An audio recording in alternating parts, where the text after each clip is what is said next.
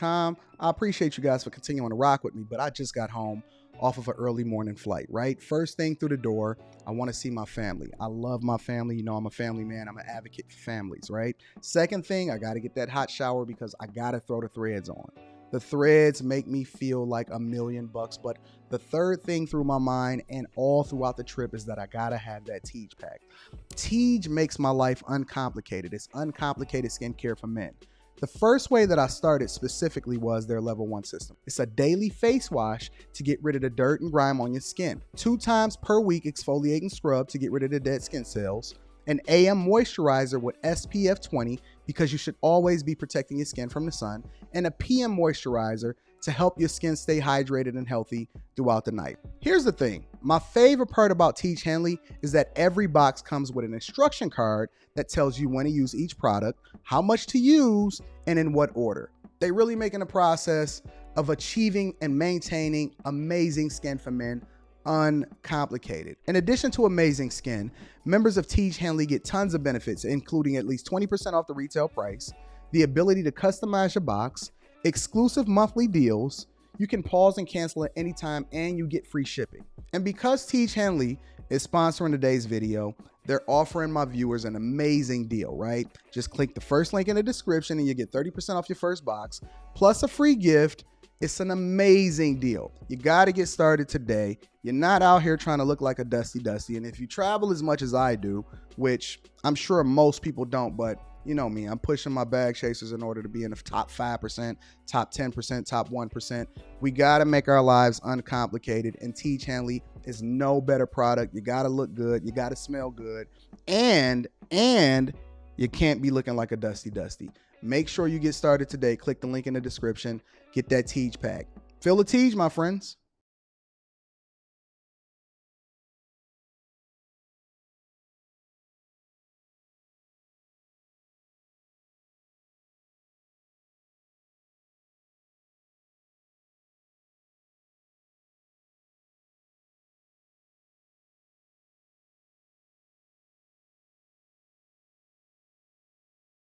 What's going on? Is Anton from AntonDaniels.com. I appreciate you guys for continuing to rock with me. Thank you for tuning in for another edition of the Millionaire Morning Show. I am your host, Anton Daniels. What's going on, friends? How y'all feel today?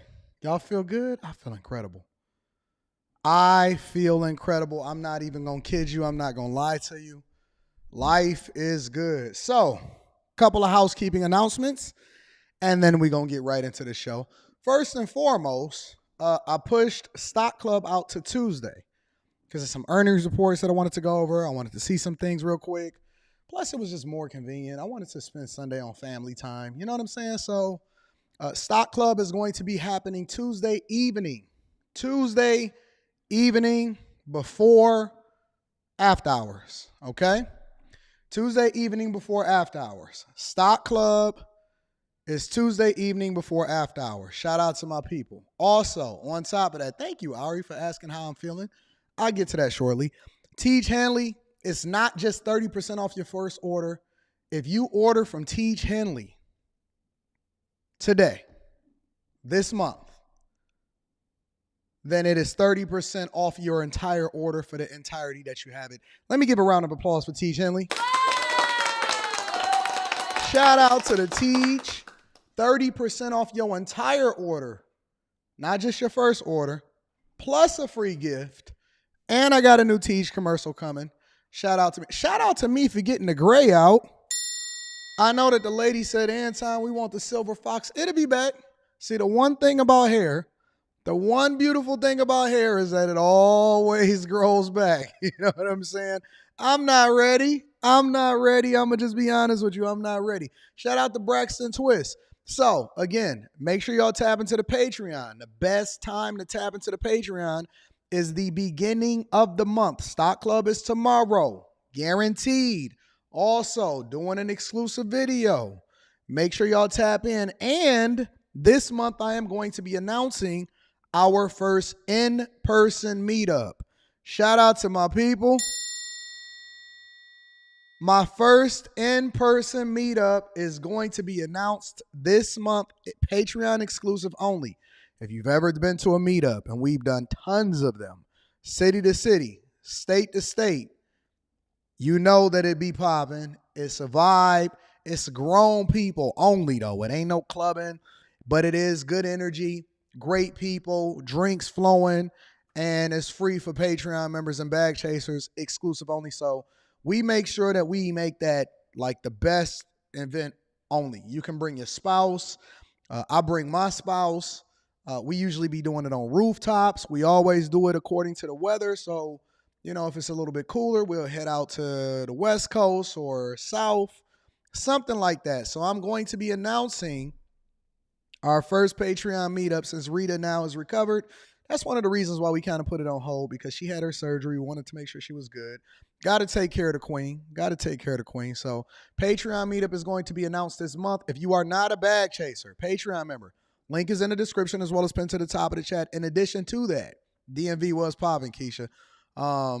In addition to that, right, tap into the Discord. The link to the Discord is in the description of any of the most recent videos, including the recent Stock Club. And watch the old Stock Club videos. Not old, because we just started doing it this year. Watch the previous Stock Club videos so that you can get up to date on what we're doing, right? Because we always do a recap when we do Stock Club, but I also want to make sure that I'm not leaving nobody behind. No man left behind when it comes to the chasers, all right? So I love y'all. I appreciate y'all. Make sure y'all tap in. Why would you want to be a non-chaser, a non-member? How much for the non-members? What? To get into the Patreon meetup? We don't even make it available to anybody except for the bag chasers.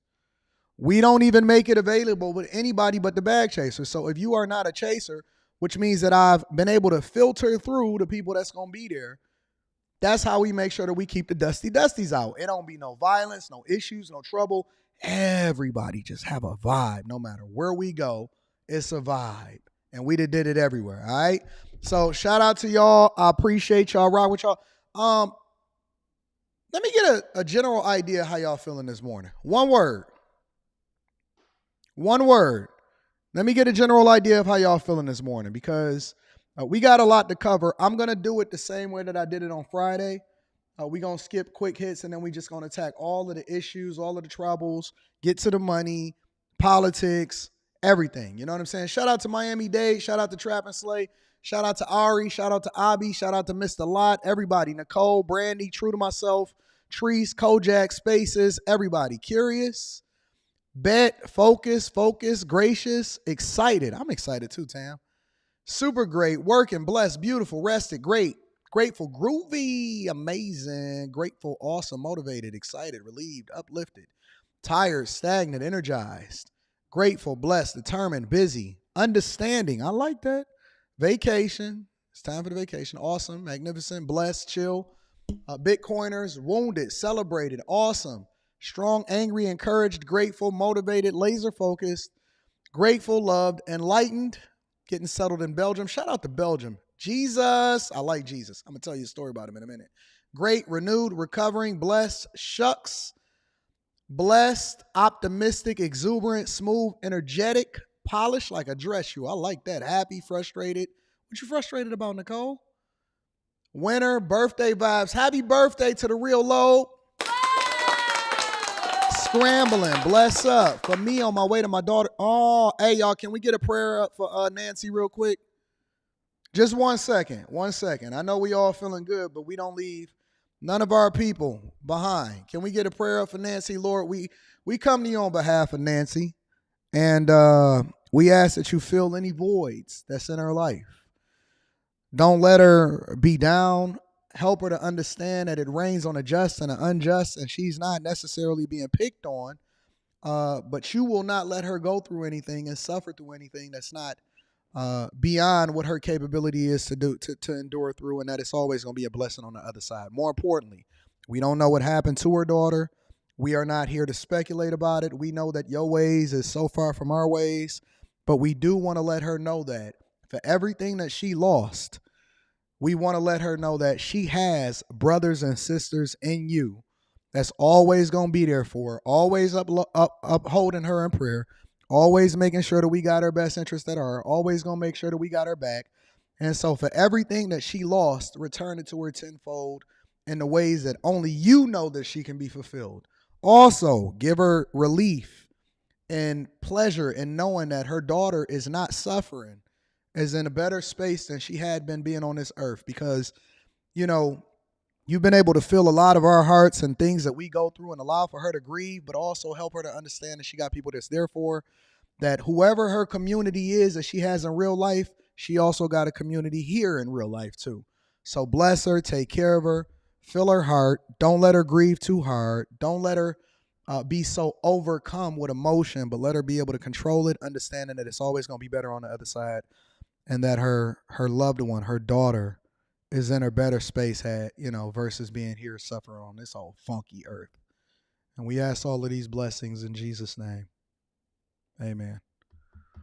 So, and bless Ollie to get that job in Jesus' name also. Nancy, we got your back, baby. We got your back, Nancy P. All of us right here, right now, before we even get started with this show, let me help you to understand something. We got your back, babe. All right? I love you. I appreciate you. And all of your friends here that's watching right now, they love you too. All right, baby?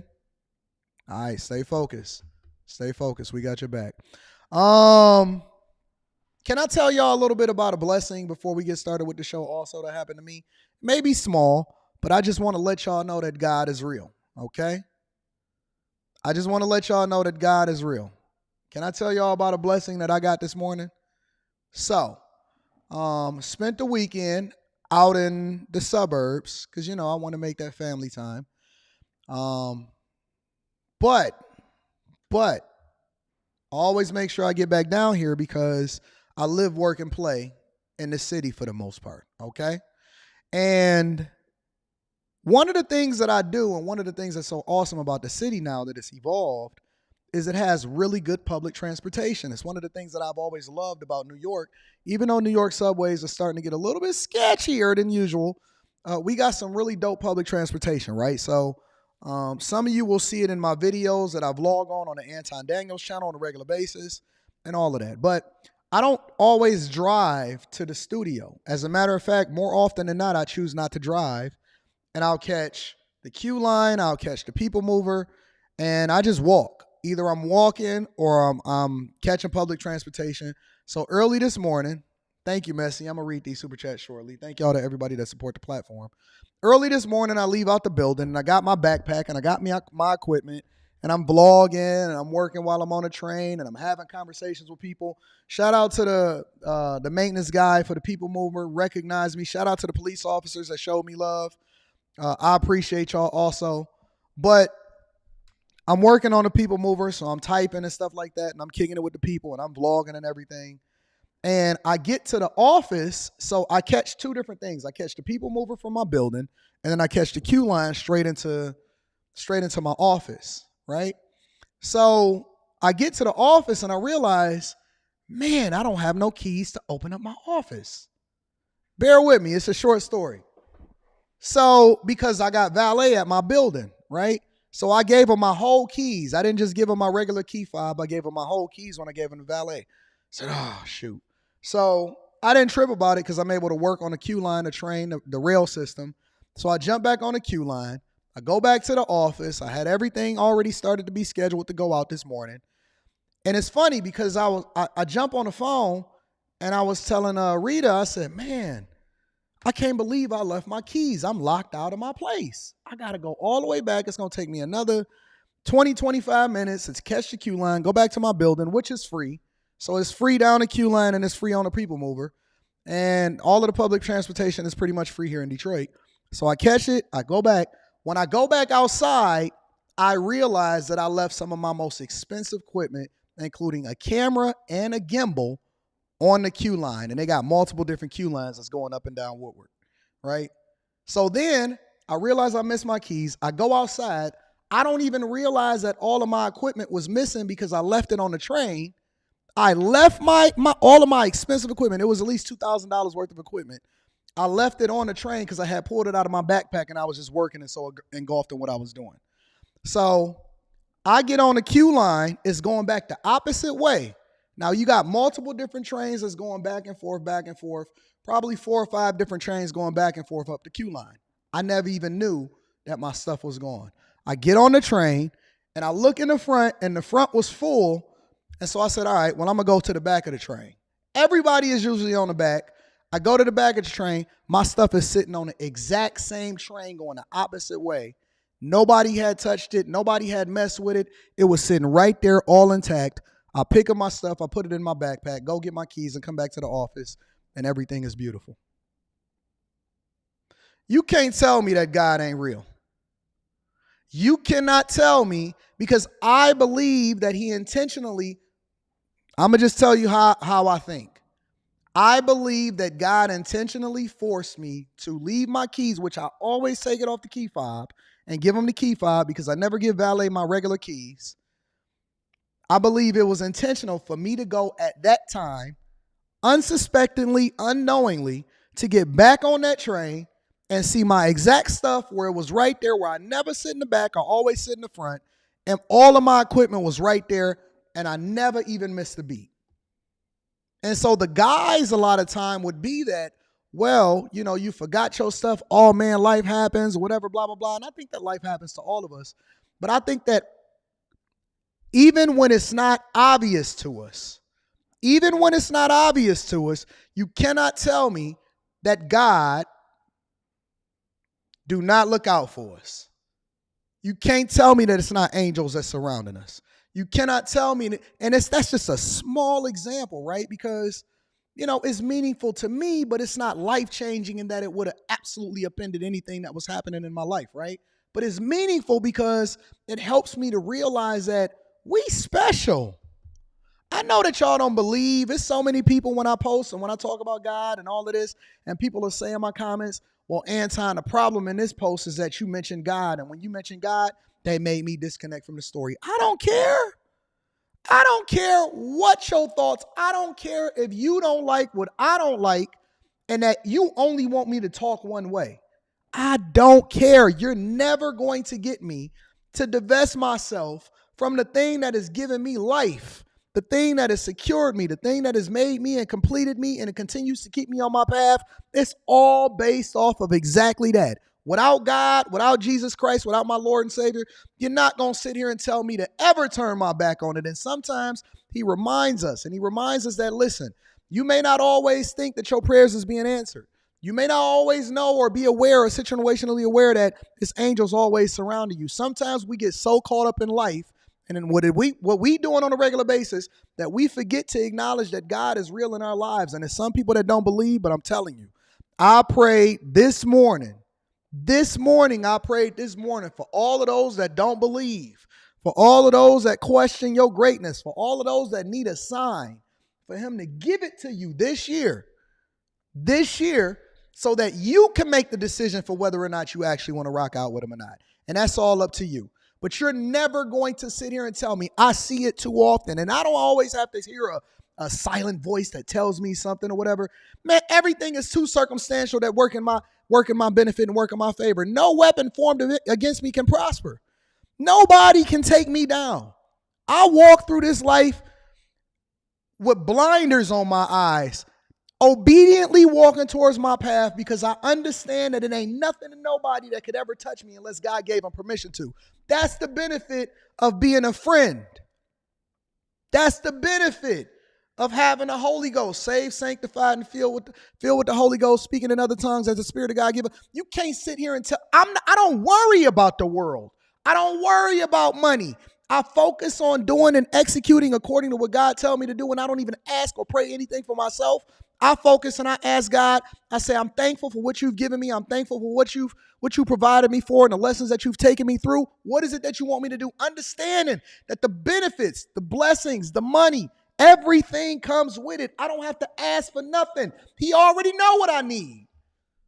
I got more than I can ever handle. I've already been blessed. If I don't get another thing in my life, if I don't get one thing else in my life, I've already lived the lives of 4 men. I am blessed beyond measure. I have lived a phenomenal life. I have reached people. I've let my light shine. I've made my mark on this earth. And I do expect to continue to make my mark, but you can't sit here and tell me not even a little bit, that God is not real, because he absolutely, positively continues to do the thing that is absolutely awesome in my life. And it's going to manifest, and it's going to bless, and it's going to continue to show itself. And that's why I'm not worried. I don't sit here and worried about who's saying what or what they doing or who against me. You can't touch me. Nobody can stop me. I don't answer to no man. The only person I answer to is my Lord and Savior.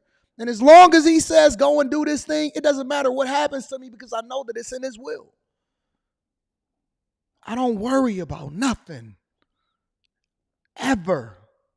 Not one thing. Ever. If anything, the only thing I worry about is you, because my thing is I want to make sure that you can see it and you can be as blessed as I am, because I want more for you. You got a calling on your life, but you keep on worrying about what everybody else is saying and what they doing and staying on code. You've been on everybody else's code and everybody else's agenda except for the one person that's actually supposed to be holding you down, and that's your God. Everybody got a code and an agenda for you. When you listening to everybody except the one voice that's in your head, tugging you, pleading for you, begging you, asking you, trying to get the best out of you. Let me tell you about God. Listen, we don't want you when you washed up. If you decide that you want to turn your life over to God at the end of your life, if you just so happen to get there and make the change, cool. You sliding in by the skin of your chinny chin, that's cool. But God can't use you when all old and used up after the devil then leveraged everything that was good about you. So you're going to get a best to the devil, and then you want to go ahead and get a rest to God. What fun is that? That ain't awesome. I'm sorry, y'all. I didn't expect to say this today. I'm just telling you. What's the point of giving your life to God if you all used up and it's nothing else for him? Oh, God can restore me and he could. No, that ain't the move. I don't know who said that. I don't know who told you that. I don't know how that became the thing. The thing is, use me when I am best to be used. Use me when you've created me and I've grown and I've matured into the greatest version of myself so you can get the best out of me. That's when we the most impactful.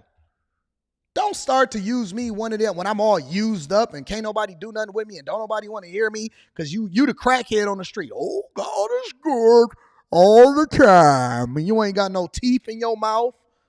Don't nobody want to hear you. You stinking. You asking people for money. That ain't a reflection of God. That's a demon on your back. Pretending. Fooling the people. Trying to convince them that God ain't real. To try to manifest some fakeness and some false image of what your expectation should be when it comes to righteousness. It's better over here. It's better over here. It's just not enough Christians and it's not enough people that stand up for our righteousness that's actually got a microphone that's willing to speak on it. And so what it makes it seem like is make it seem like the church is bad, but the church is good.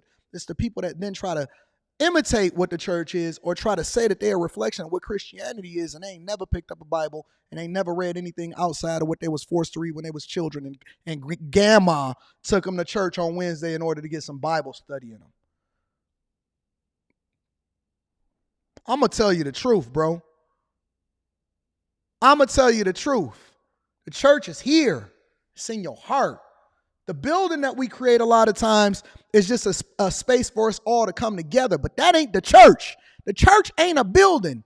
It ain't a sign. It ain't no stone. It ain't no statue. It ain't none of that. That's not, the church is here. The word is the word. Regardless of what time it is, it's always going to be the word and it'll carry you. You don't need no special voice to talk in your head. You don't need none of that.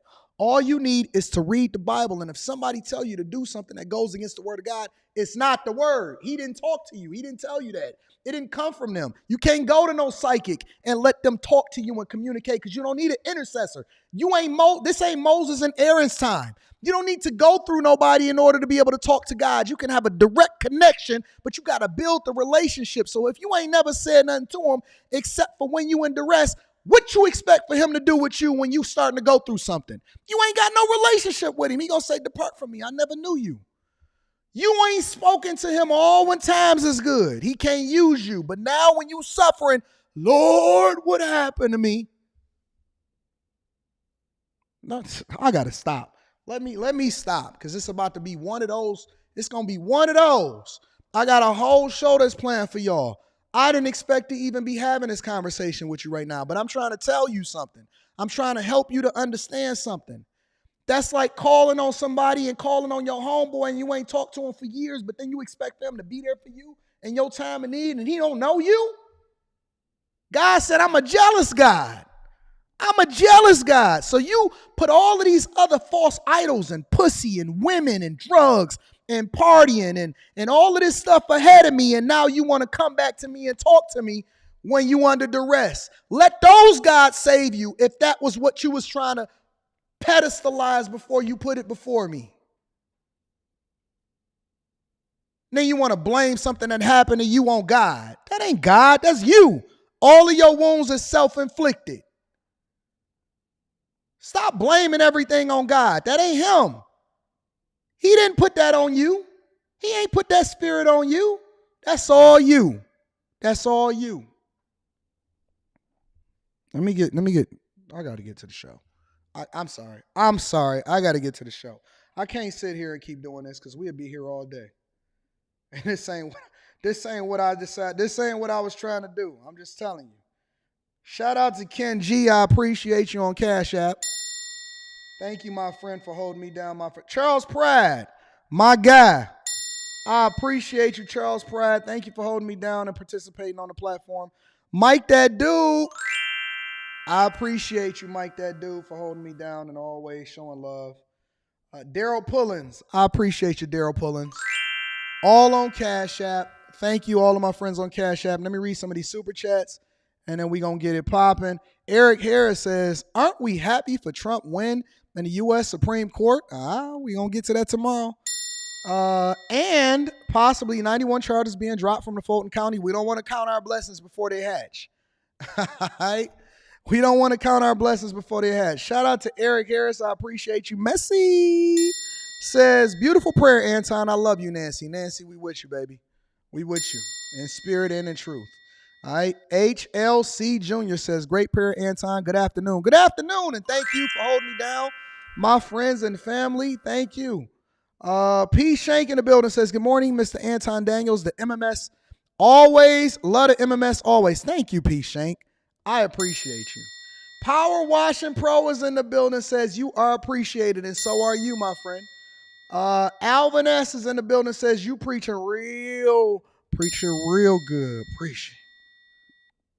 Preaching real good. Shout out to Alvin S. in the building. Chris Jason, good morning, people. Salute to the chasers. Can we get a round of applause for all of the new bag chasers that joined over the weekend? It was plentiful. It was a lot of y'all. Jaquel says, good morning, Anton and family. They don't know your underlining reason, not that they should, so you will be judged for what they see on the surface. If they want perfection, then they don't know God. We there. We gonna get them there. We gonna get them there. Our job is to tell them the truth. Not what they want to hear, tell them the truth. Dion Sardine says, yeah, I'm going to take a break on finding a new church for a minute. I'm rocking with AD and I have a Bible. We about to be doing Bible study up in this joint. Dark Hades man says, straight like that. Yeah, Black Ink says, AD need to be a pastor? Is that what y'all think? Not my style. Not my style. I believe that my calling is to live my life like an open book and then let you judge for yourself and then lean off of that in order to make a better decision as to how it is that you should lead your life. I think that our calling should be known by our fruits, right? You should just be able to look at us and tell whether it's real. Eric Daniels in the building. Shout out to ED. I appreciate you. And that does not stand for erectile dysfunction. That stands for Eric Daniels. Shout out to my dog, Eric Daniels. Are we related? Whoopi Rock in the building says, my plate from the Netherlands. Thank you for your word. Bless you and the chat. No, bless you, Whoopi. I appreciate you, Whoopi, for holding us down. Y'all ready to get into the show? Make sure y'all tap in the Patreon. Link is in the description as well as pinned to the top of the chat. Let's get to it, ladies and gentlemen. First and foremost, Chicago. What the heck is happening in your city? Chicago. What is going on in the city of Chicago? Hey, remember when Brandon Johnson said that it was just a large gathering over in Chicago? He said, don't call these teens a mob. Do not say that they're violent. They're just misunderstood and it's just a large gathering that went haywire. Meanwhile, they was stepping on people's cars, pushing people's windshields, twerking on the top of the cars, letting the whole top cave in on the car, not caring, tearing up buildings, throwing rocks through stuff, disturbing the peace all night long. Mamas don't care where they babies at. Babies is out here walking around with Pampers on. Who knows? He said, but this is just a large gathering. Well, guess what? That term caught on in Chicago. That term caught on in Chicago. Large gathering. Guess what? They're saying that large groups and large gatherings decided to take over the South Loop over the weekend. Check it out. Now to a breaking news update. A violent night in the South Loop as 2 teenagers were shot, one of them fatally. A large group flooded the area near Roosevelt and Canal. CBS 2's Sade Gray has the latest details from that chaotic scene. A homicide investigation is now underway after police found 2 teens shot in this area. One of those teens died. A neighboring business says last night's shooting has left his employees shaken up. Enough is enough. We need to do something about it, and somebody needs to do something about it fast. Fed up of a reoccurring thing we've seen time and time again. Teen takeovers in the South Loop. It looked like hundreds of teenagers. Peter Letzos, White Palace Grill's director of operations, says they swiftly took action last night. We have security guards here every night. We locked the doors for a couple hours and kept everybody out. There's only so much that we could do. A heavy police presence could be seen around 8 last night near Roosevelt and Canal after a large group of young people gathered in the area. From the video footage that I've seen, it looked like hundreds of teenagers or young adults were tearing up the streets. Our cameras were rolling as hundreds of teens filtered the streets. Soon after, it turned violent. At one point, we saw 3 teens in handcuffs. Part of the group was gathered in the parking lot of BMO Harris Bank when at least one suspect fired shots. Police say a 17-year-old was shot in the chest and neck. He was transported to Stroger Hospital with gunshot wounds to the chest and neck and was pronounced dead. He's been identified as Jeremy Smith. A 15-year-old boy was also transported to Stroger and was listed in fair condition Saturday evening. He was shot in the leg. The shooting happened right across the street from White Palace Grill. We worry about safety of the employees, number one, safety of our customers, and hopefully the safety of the people of Chicago. Saturday's gathering was the first major large group incident in the downtown area since July 30th, when hundreds of young people gathered in the same area and looted stores. Mayor Brandon Johnson criticized a reporter for calling the incident as mob action. But we have to be very careful when we use language to describe certain behavior. There's history in this city. I mean, to refer to children as like baby Al Capones is not appropriate. Detectives say they recovered a gun at the scene. It's unclear if anyone else was injured or if more suspects have been identified. Reporting in the South Loop, Sade Gray, CBS. Mayor Johnson, I don't know if y'all remember that. I could actually go and pull that up if y'all want me to. I didn't plan on pulling it up. But Mayor Johnson criticized and went off and said, listen, I don't know why you want to sit here and say that these is bad, but in reality, this is nothing but a large gathering. That's it. It's nothing but a large gathering. And so the news decided to play into that. And they said, okay, well, this is not a teen takeover. This is not a mob. This is not any of that. This is just a large gathering. Also at 4:30, Chicago Mayor Brandon. I'm going to take y'all back to when he first started addressing this. Johnson. In the exact same spot. Nevertheless, this is not new. This is the exact same spot that they've been largely gathering in order to make sure that they take over their whole city with no parental supervision, no police presence, everybody just locking their door. Police is running around chasing everybody because they don't want to get sued. They got to make sure that they cuff them very, very lightly because they don't want to offend them. And Mayor Brandon Johnson addresses it as a large gathering. We're not talking about mob actions. I didn't say that. Hold on a second, okay? Respectfully, these large gatherings, just hold on a second, y'all. I promise you, we have time to talk. It's important that we speak of these dynamics in an appropriate way. This is not to obfuscate what is actually taking place. This was the Now, I remember back then I said, well, I don't really know what obfuscate means. So let me make sure that I understand it. O-B-F-U-S-C-A-T-E.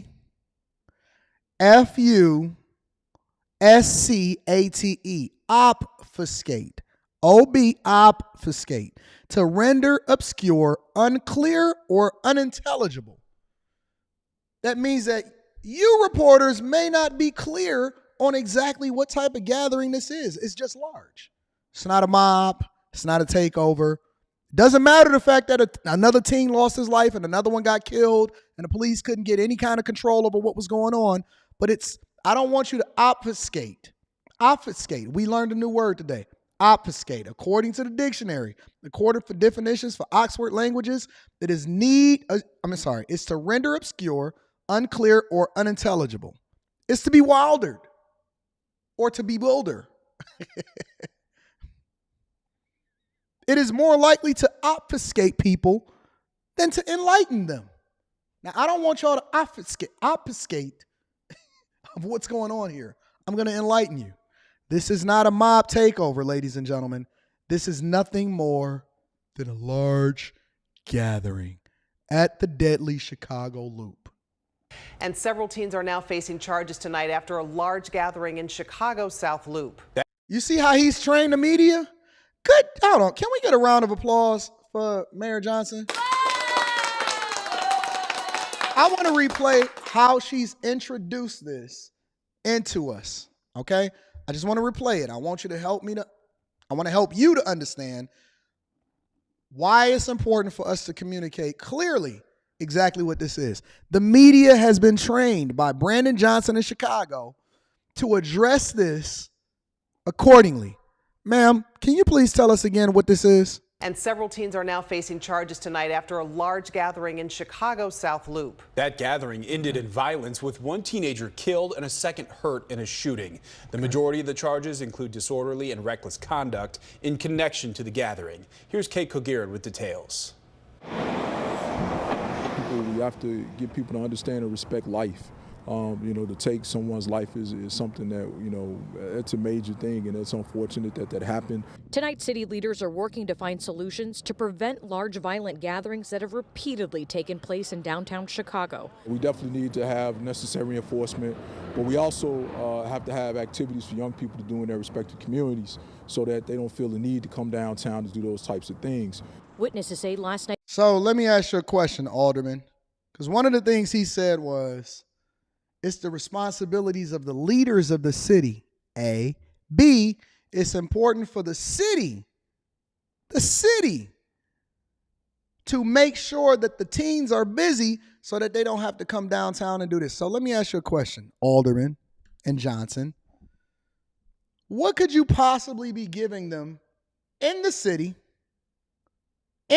specifically, what could you possibly be giving them to do at 12 o'clock at night? Ain't no community center open. All of the migrants got the hotels. We gonna get down to Six Flags in Georgia shortly because I heard what's happening down there in Six Flags. We gonna get there. What exactly are we supposed to be giving these kids to do at 12 and 1 o'clock in the morning when the police is chasing them all over the place and they walking around with guns? Exactly how should we solve this? Because I think that the culture is trash. I believe that the culture is trash. Listen, I believe that stop and frisk should be a nationwide right of the police to be able to execute and do their jobs. And we should largely remove the police from being sued unless they're proven to be crooked. Nah, your kid get arrested at 1 o'clock in the morning and they get their wrist bent. That's just on your kid. You shouldn't have been out at 1 o'clock in the morning. Listen, I was coaching a police officer, and I won't even say the city. They know who I am. Shout out to you, big dog. He said, Anton, I'm ready to retire, but a job, right? And I believe that we need to start re-enabling the police officers before we have to call in the National Guard. Let me let the alderman continue to say what he has to say. Need to come downtown to do those types of things. Witnesses say last night hundreds of young people were seen near Roosevelt and Canal hours before a shooting broke out that killed a 17-year-old and injured another teenager. Adding, police tried to warn businesses of a planned large gathering in the area. The entire Walgreens parking lot was filled with young people, anywhere from late teens to mid-20s. They were traveling around and around the block. The police told us to lock the doors, so we did. This woman recalling what went through her mind after she heard multiple gunshots fired as she was outside. I need to get out the way. I need to go ahead and get out the way, get away from all of it. But at the same time, it's not like you can get out the way because of how many people that it was.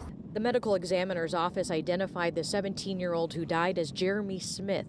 28th Ward Alderman Jason Irvin now looks ahead to what is needed to help stop this type of violence. Anytime, I think there are a lot of resources in play that will help people to do that as we go into these summer months, begin to think about more around our anti-violence and also some of our healing initiatives that help people deal with the trauma that they face in life.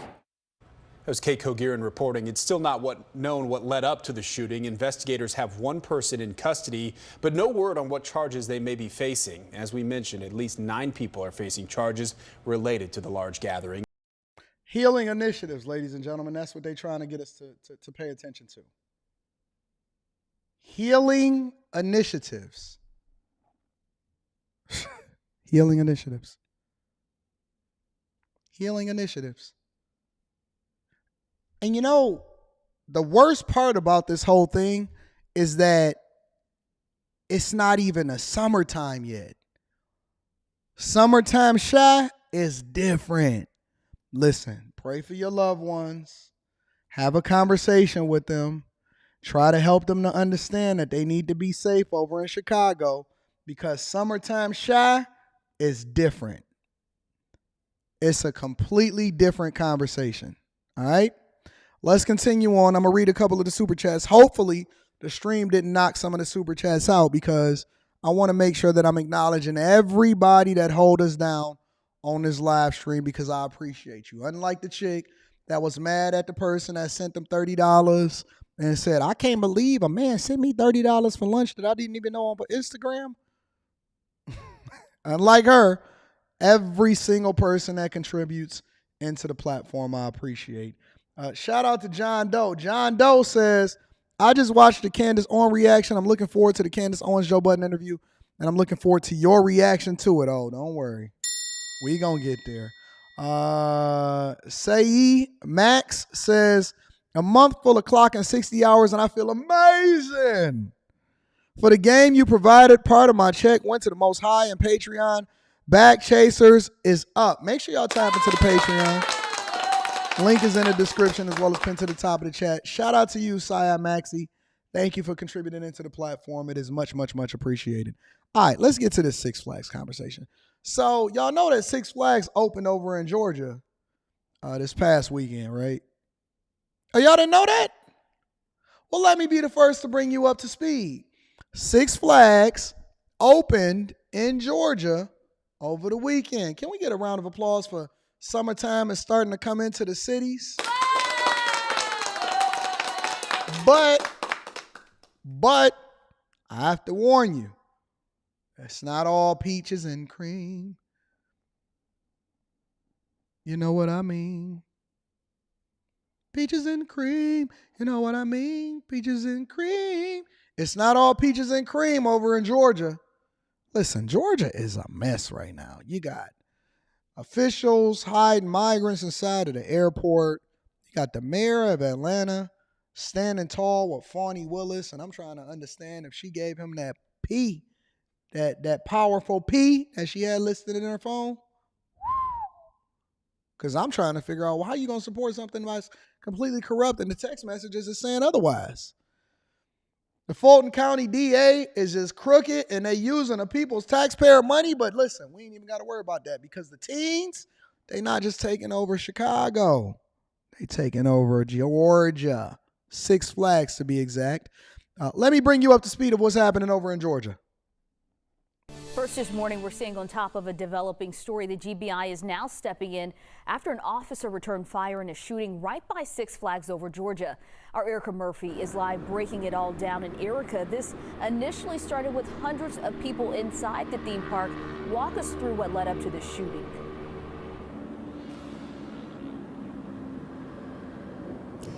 Cobb County Police say there were hundreds of people involved in several brawls here at Six Flags over Georgia here in Austell last night.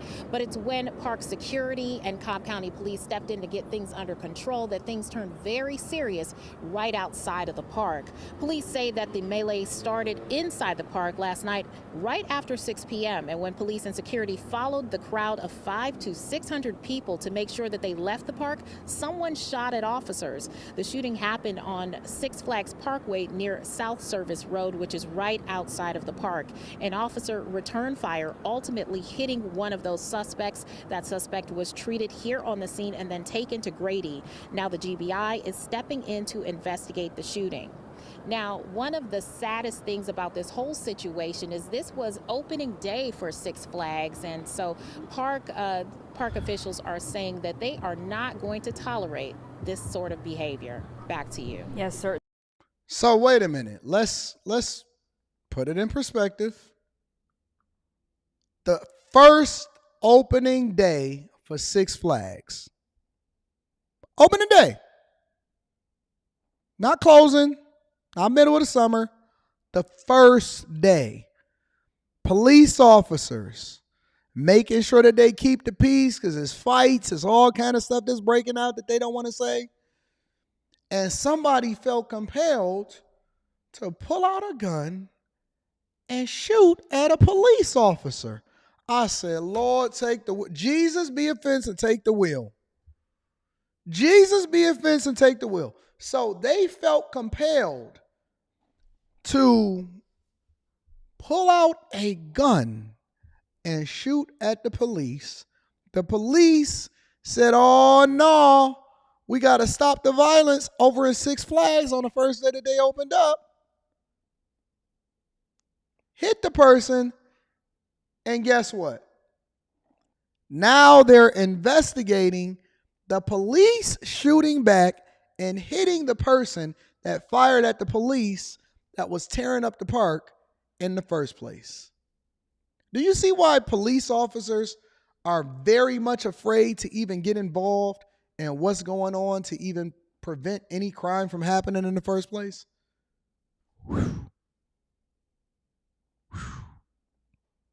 It was chaos and panic on opening day at Six Flags over Georgia after officials say 500 to 600 people ran through the park. I'm gonna catch all led to an exchange of and I'm gonna read all of the super chats that I missed shortly. Give me a second because I want to make sure I acknowledge the people. Shout out to all of my people, including your car and the mods that's in the chat for making sure that I acknowledge the people. I appreciate y'all. Gunfire right outside of the property that sent at least one person to the hospital. Thanks so much for joining us on this very busy Saturday night. I'm Eric Perry. This all unfolding just after 6 this evening. Fox 5's Joy Dukes is live for us. Joy, all right, you've been working this scene. We see the crime tape and the roller coaster behind you. Walk us through what you're learning. Yeah, Eric, good evening to you. Just absolute chaos, as you mentioned there, erupted here near Six Flags earlier this evening, where GBI officials say they are investigating an officer-involved shooting that left one person with a gunshot wound. Now, this all started, as you mentioned earlier there, when Six Flags Park security say that they were met with an unruly crowd of about 500 or 600 people here inside the park that were running through the property and fighting. They contacted Cobb County officers for backup. While officers were trying to get that crowd of people off of the property, they say those individuals fired at officers who then fired shots back, hitting one person. And that person was taken to the hospital for treatment. We're told no officers were injured, but a vehicle was damaged. Videos of the incident have been circulating online. They show a herd of park goers stampeding out of the park property, just trying to get to safety at the sound of those gunshots. Park officials said there were no shots fired on park property and that the shooting itself took place on South Service Road, which is obviously just a few hundred feet from what you can see here, park property. But they say that the culprits seem to be underage kids. In a statement from a spokesperson, they said, quote, "Our goal is to provide safe, fun entertainment. It is incredibly disappointing that our community is disrupted at public events throughout the region by groups of underage youth. Just like other venues in the area, we are committed to keeping this type of trouble outside our park and off of our property." Now, we spoke with a woman who lives nearby. Here's what she had to say about the ordeal. Crazy that a group of kids could cause all this. It was a real big group of kids. I've never seen a group of kids like that if outside of a high school. Parents need to just control the kids better probably, or step in and make sure the kids is doing what they need to be doing. Now, the GBI is handling the investigation. You can see the crime tape up here. They have South Service Road blocked off to traffic while they conduct their investigation. We have seen a number of GBI officials here with their flashlights walking around trying to collect any evidence they can here. You see the mobile crime scene unit is also out here this evening. Now, what is still unclear is whether there will be any arrests or whether any of those children will face charges. I don't understand. How won't they face charges? How can't they face charges? Why shouldn't they face charges? It is important that they face charges.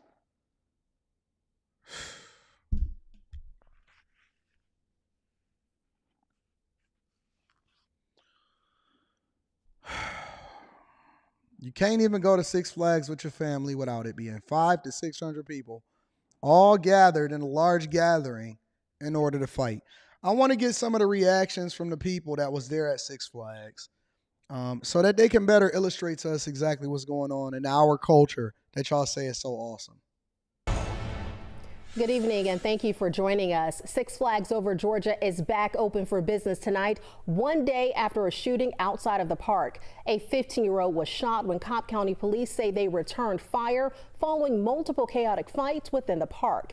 11 Alive's Teresa Bowles is live outside of the park. And Teresa, what can you tell us? Oh, no, this it's evening? a weed problem, Brandon. That's for sure. Latasha, I'm not sure if it's the weather or fear from yesterday's fights. But park goers today tell me that the experience Sunday was totally different. The thrills are back at Six Flags Over Georgia. It was really good. It wasn't that busy. There were several rides that were closed, but the lines weren't really that bad. Despite the fact that some visitors described the night before as a thriller. Could something happen? Has there been a fight? Many Sunday unaware of Saturday's multiple brawls breaking out left and right, ending in gunshots on South Service Road in Austell, which prompted hundreds of visitors to hurriedly haul out of the park. Cobb County police say officers shot back at a group who opened fire, hitting a patrol car. One of the officers hitting a 15-year-old in the group who is now recovering at the hospital. It doesn't really surprise me. I don't want to say it's common, but living in Georgia since I was 13, like, I hear about it all the time. So you telling me that Georgia's for the streets? Is Georgia for the streets? That's all I'm asking. Why is everybody so hell-bent on trying to move down to Georgia or move down to Atlanta? What is there? Can somebody tell me that? What's there? What's in Georgia? What's so awesome about it? You can't even go to Six Flags. Is Atlanta officially for the streets? Do we got to move the meetup that we would usually have for Atlanta somewhere else? Because when we did our meetup in Atlanta, it was getting it. She says she's been in Georgia since she was a little teenager, and it doesn't surprise her because it's normal. This type of behavior is normal. Somebody said this ain't a we problem, it's a parent problem. No, it's a we problem because it's a cultural norm. This is what's normal in the culture. This is what's normal in the culture. So I'm trying to figure out how it did. Okay, so let me ask y'all another question. before we get to the next thing. Because we always say something isn't a we problem when we don't want to address it collectively, but then y'all say that it's an individual problem on this. But then when it comes to diversity, equity, and inclusion, or the white man, or reparations, it's a we problem all of a sudden. Change the meetup to Charlotte. I might come to Charlotte. I might come through to Charlotte. Hey, when is it a we problem? Is it only when it benefits you? Or when it's issues, then it's, oh no, that's an individual thing.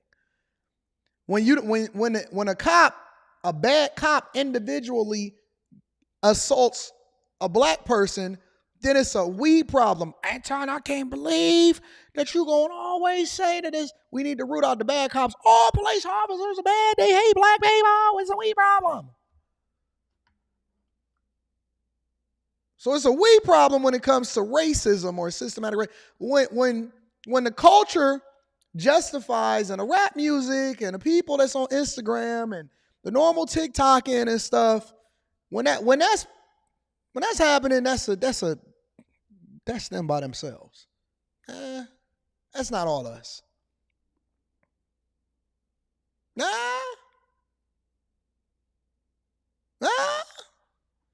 Say parents ain't doing their job. This is what y'all normalize as parenting. I thought that this is what y'all normalize as parenting, right? It's not a we problem no more. Now it's we gonna divest ourselves against the group. Don't worry. I was able to, on behalf of a lot of the different people, be able to cover or recover a lot of the super chats. So I just want to make sure I can't show them on the screen, but I'm gonna read some of them. I got 6 that I'm going to read that I can see on the screen. But I did get somebody, shout out to my people, shout out to your car, shout out to the mods that sent me a lot of the super chats, and they screenshotted it for me so I could read it for you guys. So shout out to Whoopi Rock. I did read yours. Trap and Slay says, thank you, AD, thank you. Appreciate you, Trap and Slay. Sister! Mayor Mohawk is more concerned about the words used by the media to describe these hellions instead of condemning the devilish behavior. Jesus help the offense. Yeah, I got you, Trap. I got you. I see you. Life of Scony is in the building. Shout out to my dog. Says, what up, Anton? It's crazy that in the 90s, the Chicago Police Department would charge us with mob action if it was like 20 people, but that's a large gathering. That's a fact, though. Shout out to my dog. Saeed Max says, a full month of clocking 60 hours is amazing. For the game that you provided, part of my check went to the Most High in the Patreon. Shout out to the Chasers.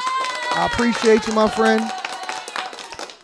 John Doe says, I just watched the Candace Owens reaction. Okay, I got that one. I got the Chris, the Jaquel, Dion, Dark 80s Man. 80 needs to be a pastor. Eric Daniels. Okay, I got them all. I got all of the ones that I missed, all right? Thank you to everybody. I do want to make sure that I acknowledge you guys. And then let me go over the ones that I got on my screen right now.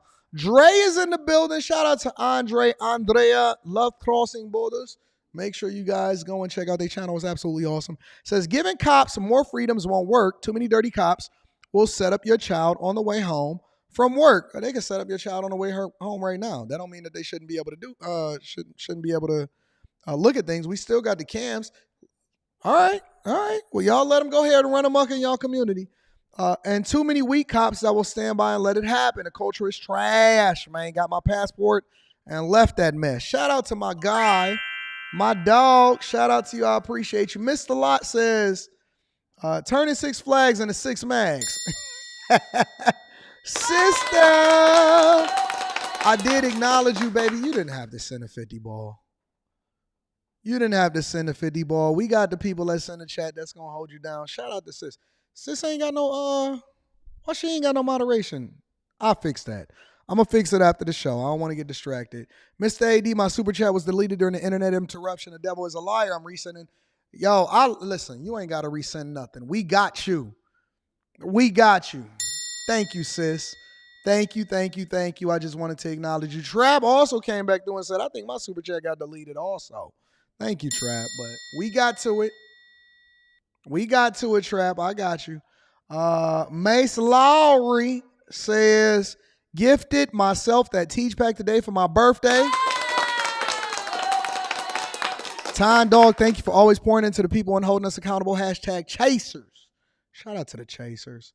Cognac TV says, what are these little parents?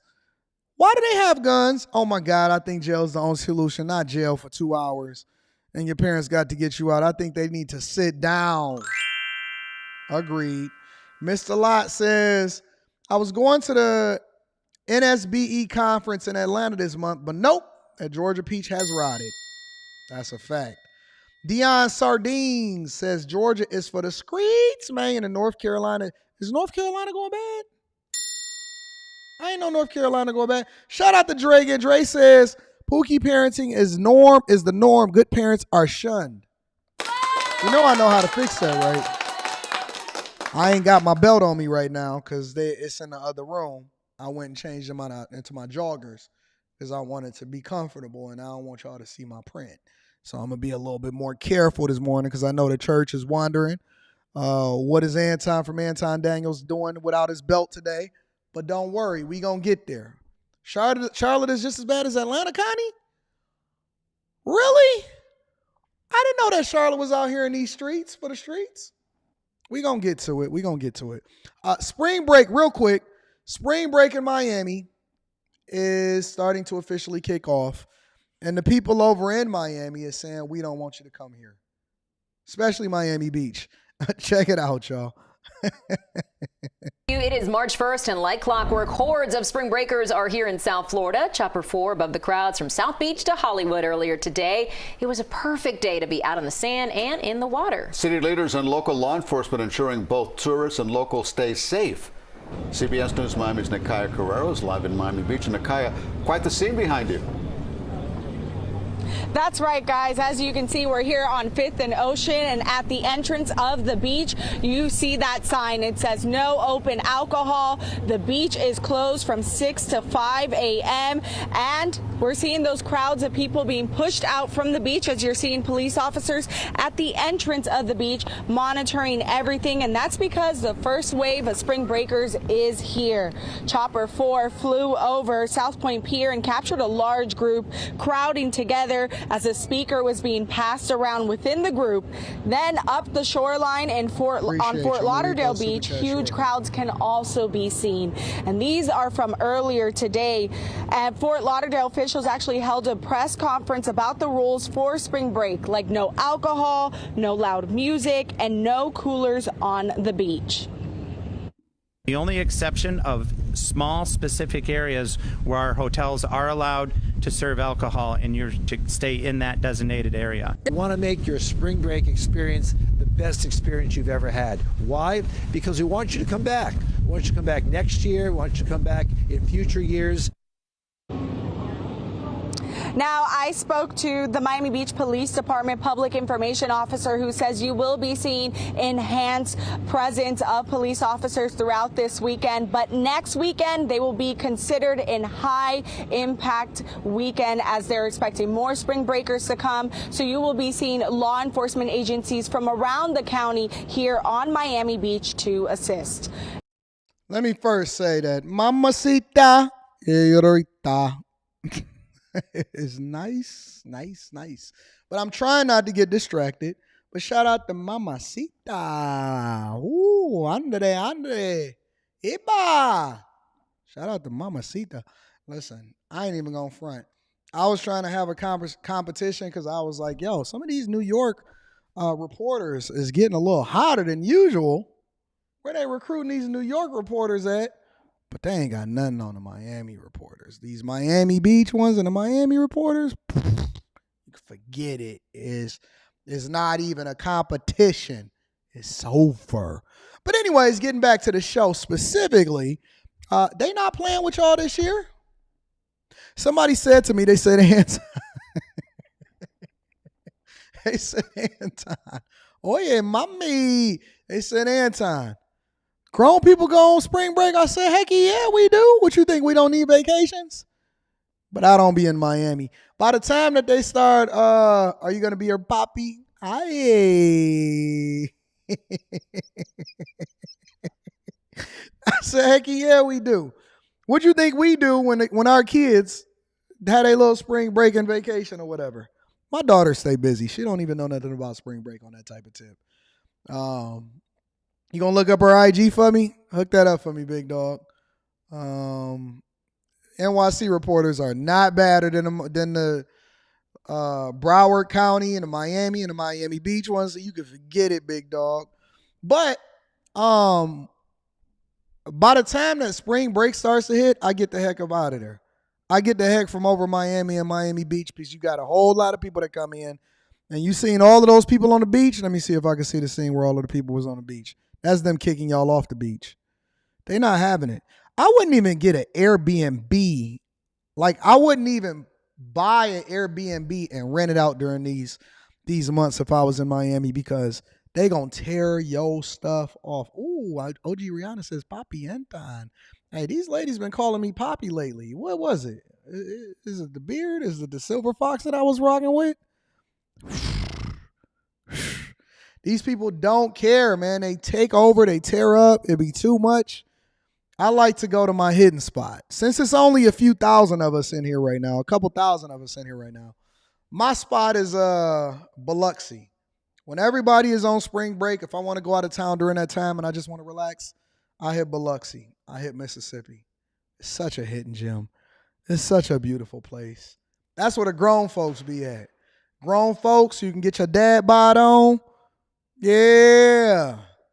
You can sit out by the beach. Everybody got money. Ain't nobody trying to fight because they got jobs to go to. You know what I'm saying? You ain't going to run too fast because you don't want to throw a hip out. We go to Biloxi. We in Mississippi. And we getting it popping. And it be lit. Y'all know Mississippi. Y'all don't know nothing about Biloxi, Mississippi? Oh, my God. Y'all got to figure it out. Y'all need to get up on y'all game. Biloxi, Mississippi is popping. That's where the grown folks be at. You didn't know? I stay at the Beau Rivage. I be at the Beau Rivage. Listen, Biloxi is like a mini Atlantic City / Vegas. The Beau Rivage is a smaller version of the Bellagio, and it got public transportation, a train, a trolley, and it's a spot for the Air Force. You go to Biloxi all the time, Leland Brown? Oh, you better tell them. Don't tell them, Anton. Listen. You chilling, and if I'm at the Beau Rivage, I'll show y'all. Let me show y'all what it's like over in Biloxi really quickly. I had to look up obfuscate, so y'all got to excuse my screen real quick. Let me show y'all where I stay at Biloxi.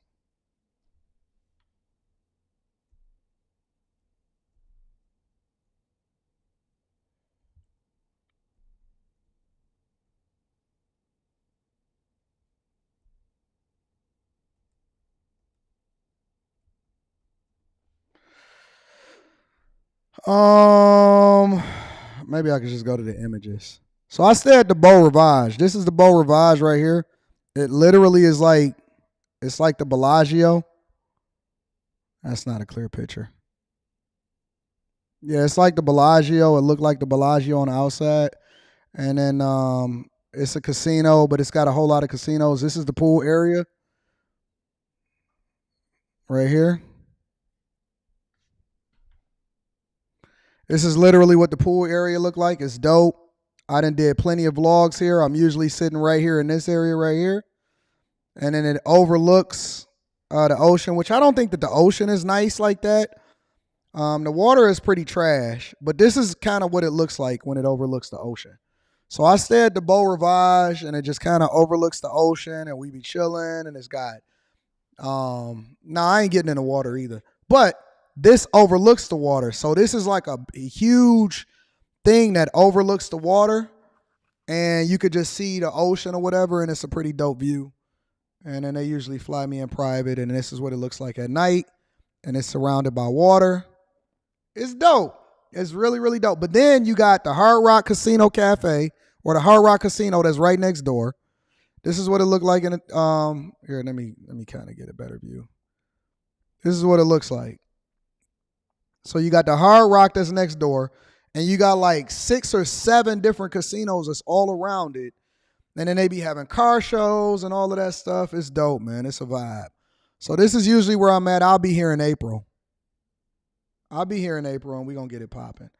But it's usually dope. Like, I've never had a bad time. I've been to Biloxi 1,000 different times, and it's a vibe. It's usually great weather. And it's good energy. It's really, really good energy, and it's good vibes. And there'll be good people. It'll be grown folks. And the food is good. It's just good energy. So that's usually where I am. But anyways, let's get back to what's happening over in Miami really quickly. And this is the advertisement. This is the advertisement that's happening over in Miami and Miami Beach right now. The spring break breakup. Some popular Florida destinations warning rowdy revelers they are not wanted there anymore. ABC's Morgan Norwood has more. And that's another thing. One of the reasons why I like going to Biloxi, and this is the hidden thing. This is the key thing right now. The reason that I like going to Biloxi is not that it's just kind of off the beaten path to where I ain't got to worry about nobody really being there. But it's less than an hour away from New Orleans. So I don't usually stay overnight in New Orleans when I go over to the French Quarter and anything like that.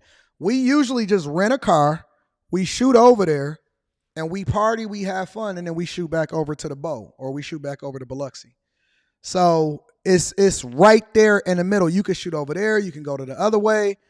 And so it's a lot to do that's all around you as far as the different connecting cities, because it's less than an hour away from New Orleans, and you can get right over there. So we rent a car, we shoot over to New Orleans, we go and have a good time, and then we come back over and then we chill, at the poolside, and we just have a good time. We eat good, and then we have a good time. So that's another reason why I like to head over there. But let me show you the advertisement that they got going over there in Miami and Miami Beach.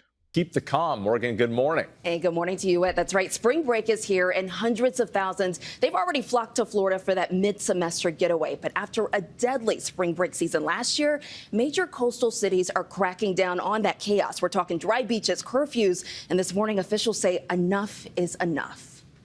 It's the first weekend in March, and spring break fever is in full swing. But as droves of visitors flock to beaches and popular destinations across the country, some Florida cities are cracking down on safety, and it comes after a series of dangerous and chaotic incidents in the past 2 years. Police in Miami Beach swarming the scene after 2 people were shot last year during the festivities, and in 2022, hundreds sent running for cover after shots were fired. Partygoers even clashing with police, and all-out brawls breaking out any given night.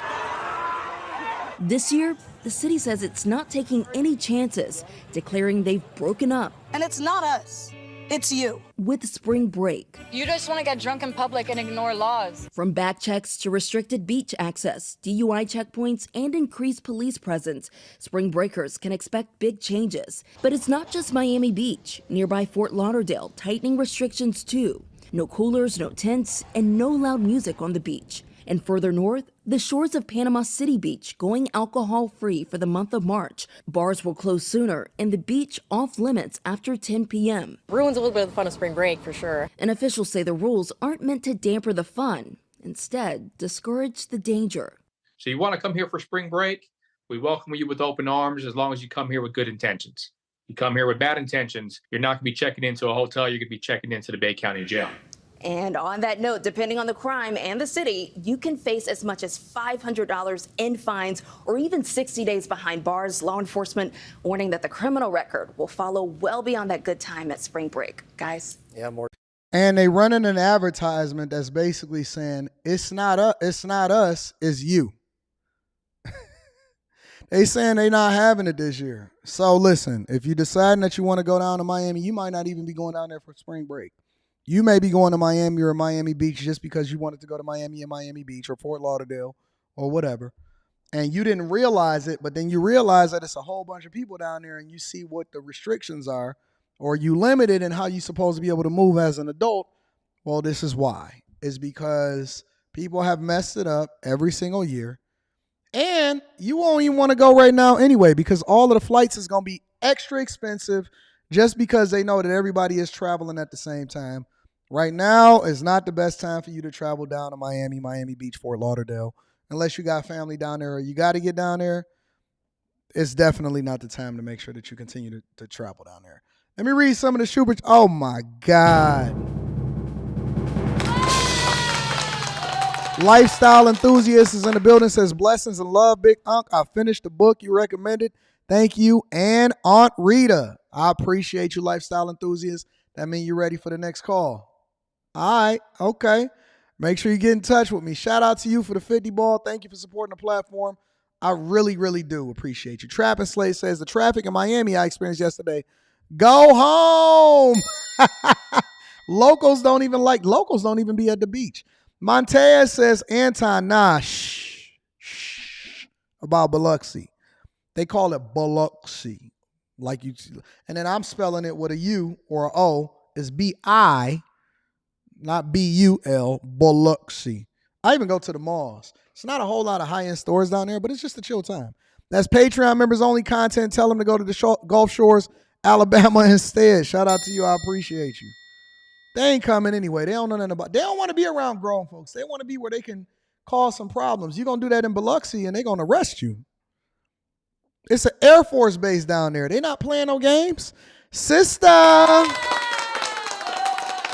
So will this spot be on the meetup tour? Is it? Should I put it on the meetup tour? Let me think about that. J-Rock 24K says, AD, tell them don't cross that bridge. My Miami people know. Jays says, I've been in Atlanta all weekend. I will never come back. Is it that bad in Atlanta? We need a meetup in Biloxi. Y'all ready to go to Biloxi like that? Because I'm there all the time. I ain't get a chance to go last year because I was so busy, but I'm going to be there this year. C-Boy in the building says, that was those pandemic money folks. Yeah, I feel you. Time Out in the building. Shout out to Time Out says, what up, though? And I'm going to throw you this 20 ball. Thank you to everybody that support the platform and hold me down. You guys are absolutely amazing, and I appreciate you. What up, Brittany B? What up, Monica? Monacia? Trini Life, Slide Train in Miami. Let's go. Let's get it, Brandy. Let's get it, Osriel. Let's get it popping. All right, so now we got to get to the real stuff. We got the large gatherings out of the way. Listen. Of all of the things that was sent to me over the weekend that I have to address today, this is not one of them that I wanted to address. I'm not going to lie to you. I did not want to bring this to the front of the congregation because I said, oh my God. Shout out to Michael Johnson. I appreciate you for holding me down, big dog. Thank you for the support on Cash App, big dog. I appreciate you. For all the things, I didn't want to talk about this. You know why? Because we've been doing so good in the city. We've been doing so good in the city, but you know what I realized? It's always them women with the mushroom hair. Look, if y'all need to get a new hairstyle so that y'all can stop doing crime, go holler at my girl Trap and Slay over there in Miami and Fort Lauderdale. Go holler at my girl Trap and Slay, but don't get that mushroom hair and come over here and come up here and start stealing. Then got the nerve to be stealing from the folks that is looking for help too. All right. I got to bring my Detroit brethren folks to the front of the congregation. I got to be an equal accountability smoke giver. I can't just absolve myself because I don't want it to come to the city. We got to address it for what it is. Make sure y'all hit a like for the algorithm, subscribe to the channel, turn on your notifications. I'm going to read Super Chat shortly. A leader at a Detroit nonprofit is accused of preying on low-income residents and stealing their homes. Federal officials say more than 30 houses in Wayne County, primarily in Detroit, were impacted by this scheme that targeted those at risk of facing tax foreclosure. CBS News Detroit's Andres Gutierrez is at the U.S. District Courthouse with reaction. According to the federal complaint, the FBI started looking into Zenia Thomas, director of homeownership programs at the United Community Housing Coalition, last November, when a special unit within Wayne County suspected she was filing fraudulent quitclaim deeds and falsifying documents. This is a pervasive crime that occurs. The problem is that the entry level for the U.S. Attorney's Office and the Department of Justice is higher than the typical fraud that occurs. But in this case, I see federal you, Tam. investigators I seen discovered y'all send Thomas it to me. allegedly conspired to steal over 30 properties from low-income residents. Here's how the feds say the scheme worked. Thomas allegedly filed a number of phony deeds who would then transfer the target properties from the victim owners to interim owners who didn't exist before ultimately selling the house to unsuspecting third parties. And you seemingly have a number of people who are unindicted co-conspirators. Those are people who are typically cooperating. There's also, I'm sure, other people who will be interviewed and will either cooperate or not. The United Community Housing Coalition says they're cooperating with the investigation and the individuals involved have been suspended. It's just disheartening that an employee of a nonprofit would, take advantage of their position. Other housing advocates say this is an isolated incident that casts a shadow on their mission to help the community. This happens, unfortunately, and mostly to vulnerable people, either economically disadvantaged, senior citizens, right? We see a lot of times that these kind of crimes happen to disadvantaged people, but there are a lot of organizations out here that are doing good. The United Community Housing Coalition works with the city of Detroit, who said in a statement they're aware of the investigation for several months and don't believe it has affected the quality service the city of Detroit is receiving from UCHC in our right to counsel and other programs. In Detroit, Andres Gutierrez, CBS News, Detroit. So what she was basically doing was, first of all, she was targeting a specific demographic of people, right? She was targeting, and this is what makes the crime so bad and why I'm so disappointed and why I hate the culture and why we always scamming and scheming. Why we always, even when you got a good job, even when you're supposed to be doing good and you're supposed to be working for the community, and everything we do, we got to get a finesse. It all starts with greed. That's the first thing. It's a thirst. Listen, when somebody propositions you something, or when you discover something, or when you're in a position of power, and this is why it's important for you to be faithful over little before you be ruler over much, because you have to prove yourself to be worthy of these type of positions. When you start handling money, when you start handling people's money, I won't even take any investment money every single day. I get people that say, yo, Anton, and if y'all get any Instagrams or fake Instagrams or any TikToks, that ain't me. If it ain't got a blue check next to it, it's not me. Number one. Number two, I will never, under any circumstance, reach out to you and tell you, hey, let's invest in this Bitcoin or send me some money to investment. I will never do that. If you want to get in touch with me, email me at Anton Daniels 413@gmail.com. That's number one. Number two, it starts with greed. It starts with greed. And you get that one little inkling and you think you can get away with it. And you might even get away with it the first time. But it's no way that you can stop, because you've seen that quick hit and you've seen that quick money. So ultimately it resulted in her doing it almost 30 times. And guess what? Somebody gonna get sloppy. Somebody gonna get caught. And then they gonna snitch. That's when the FBI gonna been doing the investigation on you since last year. By the time, my social media is literally in the description. My social media is in the description. By the time that they get to you, by the time that they come knocking on your door, they already been watching you. They already been watching you. So it starts with greed, right? Then you start throwing out all your morals. Anything that would have prevented you from doing it, because you now are conflicted, because you have to cross over into the other side. See, it's not just a victimless crime. Every single crime that you do is a victim. It's a victim crime. It's a victim that's associated. It's somebody on the other end of it, whether it be taxpayers. That's why we own Fannie Willis so hard, or whether it's the low income people, or usually it's older people in this case. And this is what makes it so bad. This is why I can't stand these type of people, because how you gonna take somebody's home that's already under duress? Check on your grandma, man. Check on your grandfather. Check on the people that surround them, because they may be getting finessed out of their house. They may be getting finessed by somebody that's close to them. Some little girl that said, "Ooh, I love you," when she know that she don't love him, but she just with him because she want to make sure that she get everything and marry him, and so that he could. That's why I would. That's another reason why I wouldn't get married once I get older.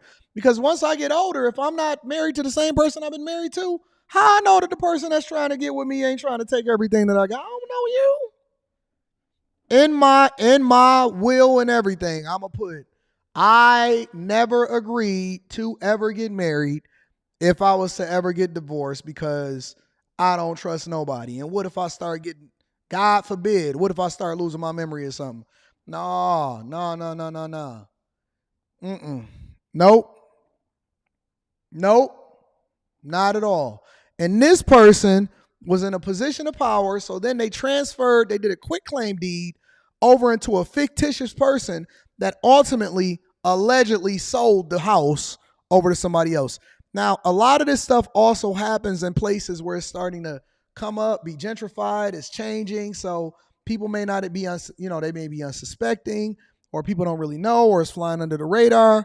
But be careful, y'all. Be careful not to get finessed by any of these chicks that look like Toad, that got this Toad haircut, and they walking around. Don't y'all know that y'all walk past people every single day and y'all have no clue that these are the ones that's finessing? Because it's not always people that got a bunch of chains on. It's not always people that, you know what I'm saying, is driving by real fast. It's not always people that's in a Dodge Charger and Challenger Hellcats. Sometimes it's a woman that got a Toad haircut, and when she's supposed to be helping people, she finessing. She's supposed to be down in Atlanta. She ain't supposed to be here in Detroit. She's supposed to be down in Atlanta. She ain't supposed to be down here in Detroit.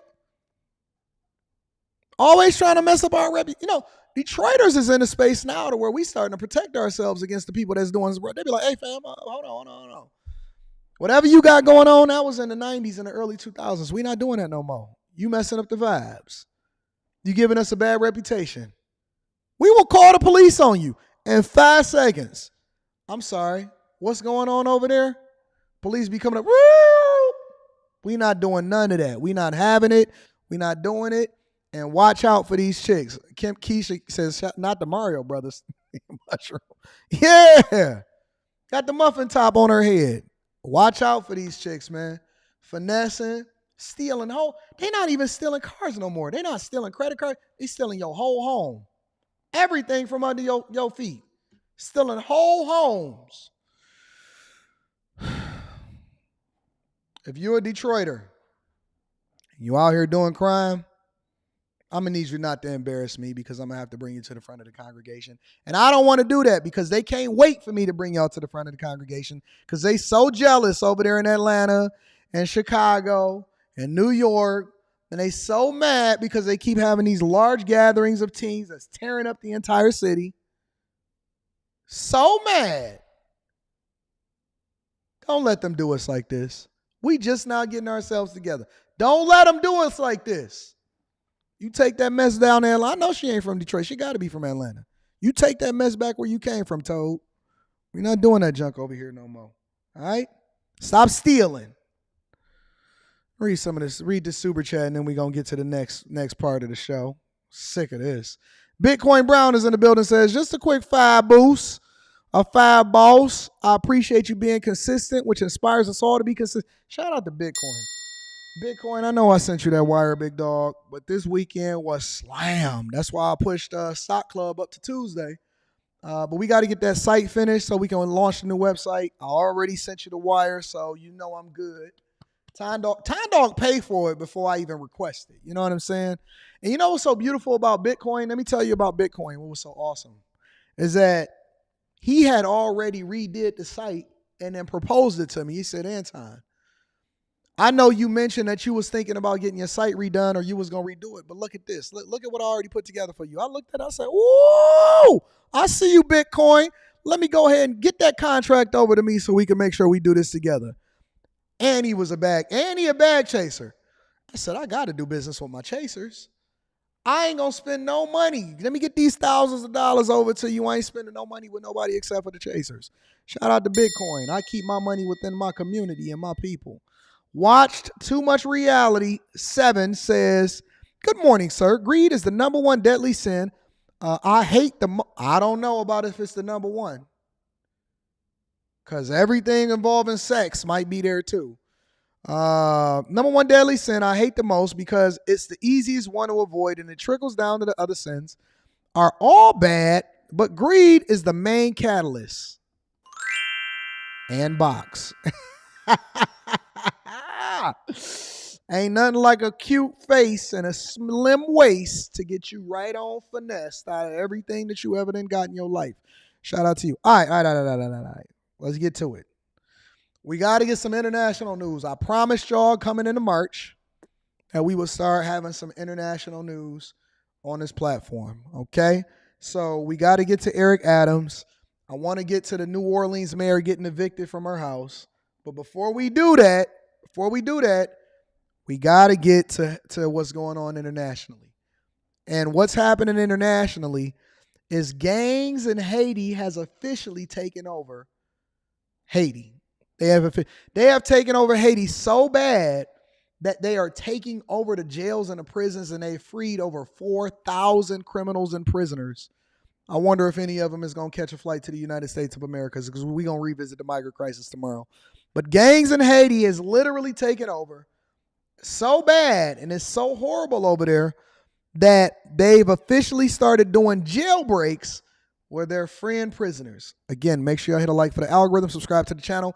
This is an all-encompassing, all-inclusive, now international, giving you news across the board, but it all comes back down to the money. Let's have a look. We begin in Haiti. A 72-hour state of emergency has been declared in Port-au-Prince and surrounds after armed gangs carried out 2 serious jailbreaks. The BBC has been told the vast majority of inmates held the capital's main prison have escaped, some 4,000 men. Gangs who now control much of Port-au-Prince broke into the jail in the early hours of Sunday. At least 12 people have been killed in the unrest. This latest upsurge in violence began on Thursday when the country's Prime Minister Ariel Henry travelled to Nairobi to discuss sending a Kenyan-led multinational security force to Haiti. For more, I spoke to Harold Isaac, who's a freelance journalist who's in Port-au-Prince. I got you, now sister. we have entered a state of emergency along with a curfew, and this is the answer of the government to the latest developments in the last few hours, where the security situation has seriously degraded here in the capital, Port-au-Prince. Just describe what it's like. Well, for the most part, everybody here are expecting to have a disrupted week, as over 4,000 inmates have fled the 2 detention centers here in Port-au-Prince, and creating a real security crisis, aggravating what was already a challenging time to be in the city. So it's really a lot of questions with very little answers at this point. What happened to all of the money that we all sent over to Haiti? Can anybody get Wyclef on the phone? Y'all remember that? Nobody remember? Y'all don't remember when we was sending all of that money over to Haiti? What happened to all of that money that we was sending over to Haiti? That just disappeared? Nobody know where it went? Went all to the different people's pockets? They got rich? Now they driving Lamborghini Uruses over in Miami? They're hanging out for spring break? Does anybody remember that? Y'all remember that? And then Wyclef was coming under fire because they was like, oh my God, you was at the forefront of it. Where's all of the money going and stuff like that? Y'all don't get that?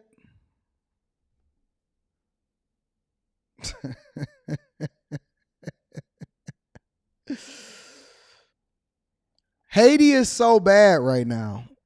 It's so horrible that they basically declared a state of emergency.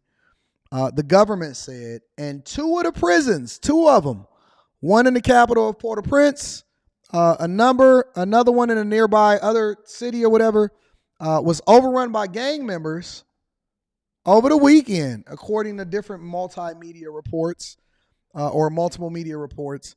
They also say that nearly all of the 4,000 inmates at Haiti's National Penitentiary in Port-au-Prince was thought to have escaped. All of them. All of them. The United Nations, or the UN, has warned the Haiti government's presence continues to erode. This is how y'all want to operate over here in America. Lawlessness, no police officers. Gangs overthrowing the government, seizing a coup. Extreme gang violence casting a long shadow over everyday life in the crisis-stricken country. They say a 72-hour state of emergency has been declared in Haiti after armed gangs stormed the country's 2 largest prisons and allowing everybody to escape. Jesus Christ.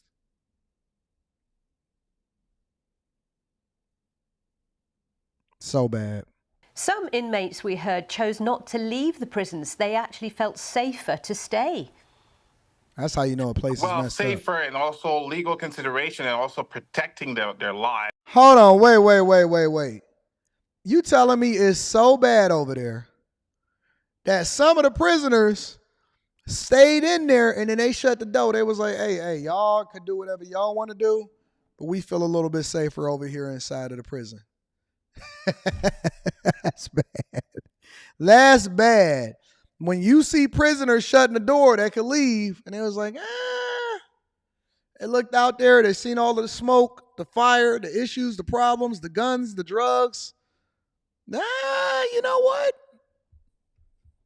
Let me go ahead and shut this door. I'm not ready to, that ain't even jail, that's prison. I'm straight. We good over here. Y'all go ahead and y'all do y'all things. The less is more the merrier. We good over here. That's crazy. That's crazy. Because many of the high profiles, especially the Colombians or people that were involved in the assassination of the president, some of them decided to stay in order not to get killed in crossfires between the police and gangs, or to have their sentence aggravated as a result of fleeing the prison. So they're smart people. They said, listen, man, I got 6 months, 6 to 8 months. I'm getting out of here. You're not about to have me getting some more time on my sentence. And it's not safe out there. Where I'm going to go? I'm chilling. Many implications Look at my for man. those who have actually fled. Now, the Prime Minister is in Nairobi. His absence is partly where those saw an opportunity to seize control. What's likely to happen next, and how soon will this multinational security aid come in? This is unclear at this point. Nobody has the details, at least publicly, as to when to expect the troops. The Prime Minister himself should be on his way back as we speak, but nobody knows for sure where he is at this moment. And as such is the ad interim Prime Minister, Mr. Boisvert, who has taken and signed the decision to have the state of emergency along with the curfew tonight. Shout out to the Republic of Haiti. That's absolutely trash. Let me give you all another clip so y'all can get another perspective, not just one perspective. Even though I don't necessarily rock with CNN, I always like to show more than just one narrative so that we can try to sift through the rubble to try to figure out whether or not it's really real or this is just an agenda that's happening. But let me give it to you from the CNN perspective. Haiti's government has imposed a state. Ooh, who is that lady? You know, I seen this video that I almost reacted to over the weekend. And they said, hey, this girl said, she said, if your man looks at another woman, you need to break up with him. And I was like, huh? So my 20-year marriage is over, huh? And she said, because never do a man just look but not touch. If he looks, he's going to touch. So that means all of us is just full of the devil. That means all of the women is too, because I know that y'all looking. Y'all just don't make sure that you're looking in front of your man. Who is this CNN anchor? Oh, we. Long hair, don't care. Bamboo earrings, at least 2 pair. Nose is contoured beautifully. Don't look like she got too much paint on that building. Where's her IG? Newscaster's name is Rita.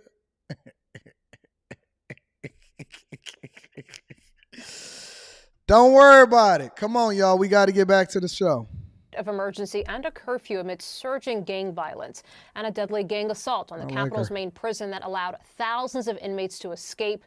The U.S. Embassy in Haiti is urging citizens to leave the country. Haiti has been engulfed in turmoil for years, as our CNN's David Culver explains. So we're like a block away? Yeah. It's as close as we can get driving. So we layer up and walk. Oh, yeah. You can already smell it. Wow, look at people just still making their commute as tires are burning right in the middle of the street here. No police barricade, no firefighters, most seemingly unfazed. These flames have been burning for several hours. Haiti has been engulfed in turmoil for years.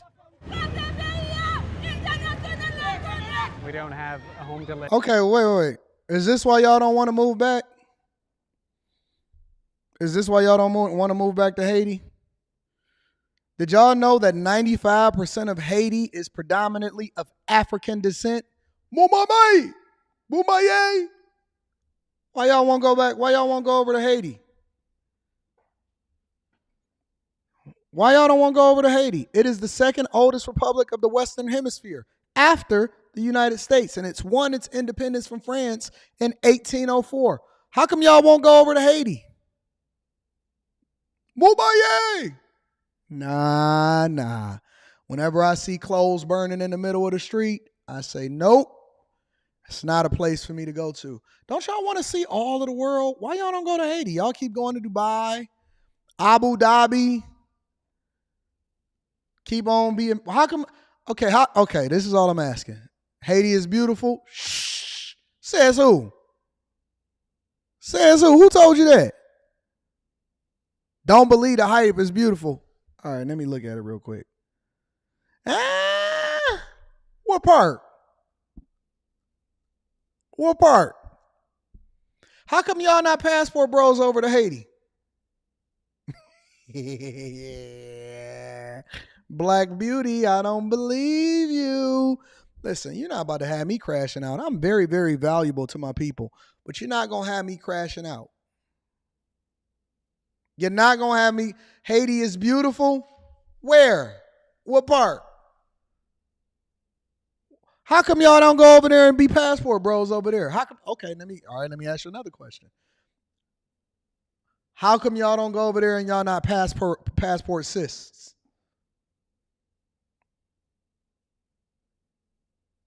How come y'all not going over there to become passport sis? Have I been? I don't plan on going. Not in this lifetime. I'm not going. My daughter not going. My wife not going. My mother not going. You are forbidden. I will cut you off financially if you ever decide that you wanted to go over to Haiti. Why Claflin don't even go over there no more? Trap, you said look it up. They don't even have no president. The guy that's supposed to be running Haiti seized power in 2021 after they trying to overthrow the whole government. Why would I go to a place that they trying to overthrow the entire government? I know a little bit about it. I know a little bit. Why would I go over to a place where they overthrowing the whole government? You know what this look like to me? This looks like, you know that scene on Lord of War where they was driving through and everybody was crazy with Nicolas Cage in it when they was driving through? I said, man, I'm not, woo-wee. Nope. No, y'all trying to get me lined up. You ain't about to get me lined up. They say gangs is ruling Haiti's capital. And we don't have food to eat. That's what they're shouting.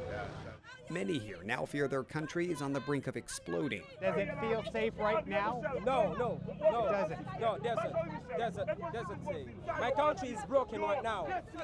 These folks blame the current government and prime minister. Nope. Anytime I hear grown people singing, oh yeah.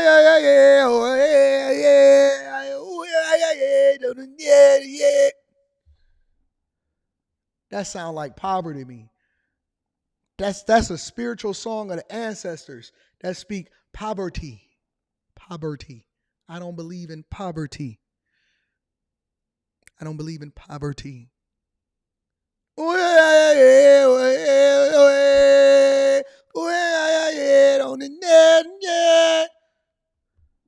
ain't got nothing else better to do. Ain't no farms to tend to. Ain't no jobs to work. Streets that need to be repaired. None of that. What do you mean? What's all this singing? Ain't nothing to sing about. There's gangs running the streets. Nah, buddy. Nah, I don't want no singing. I want my streets like Singapore. You put gum in the streets, they arresting you. I want my streets clean, without spot, wrinkle, or blemish. You not gonna sing to me? Where's all of the prisoners at that they let out? Find the prisoners and then we gonna consider it. Go get Wyclef. Wasn't he supposed to be the president of Haiti? Where Prize at? Prize in prison? All right, we'll forget it. Ain't Prize from Haiti? Where's Prize at? Y'all know who Prize is from the Fugees? Where is Prize from? Oh, Prize is from Brooklyn.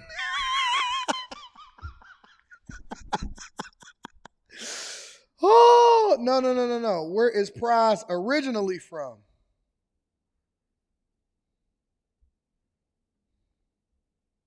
Born in Haiti. Prize is born in Haiti, and he was a scammer. Now, he was a part of one of the biggest groups of all time, and he was hanging out on Vlad. Prize was born in Haiti.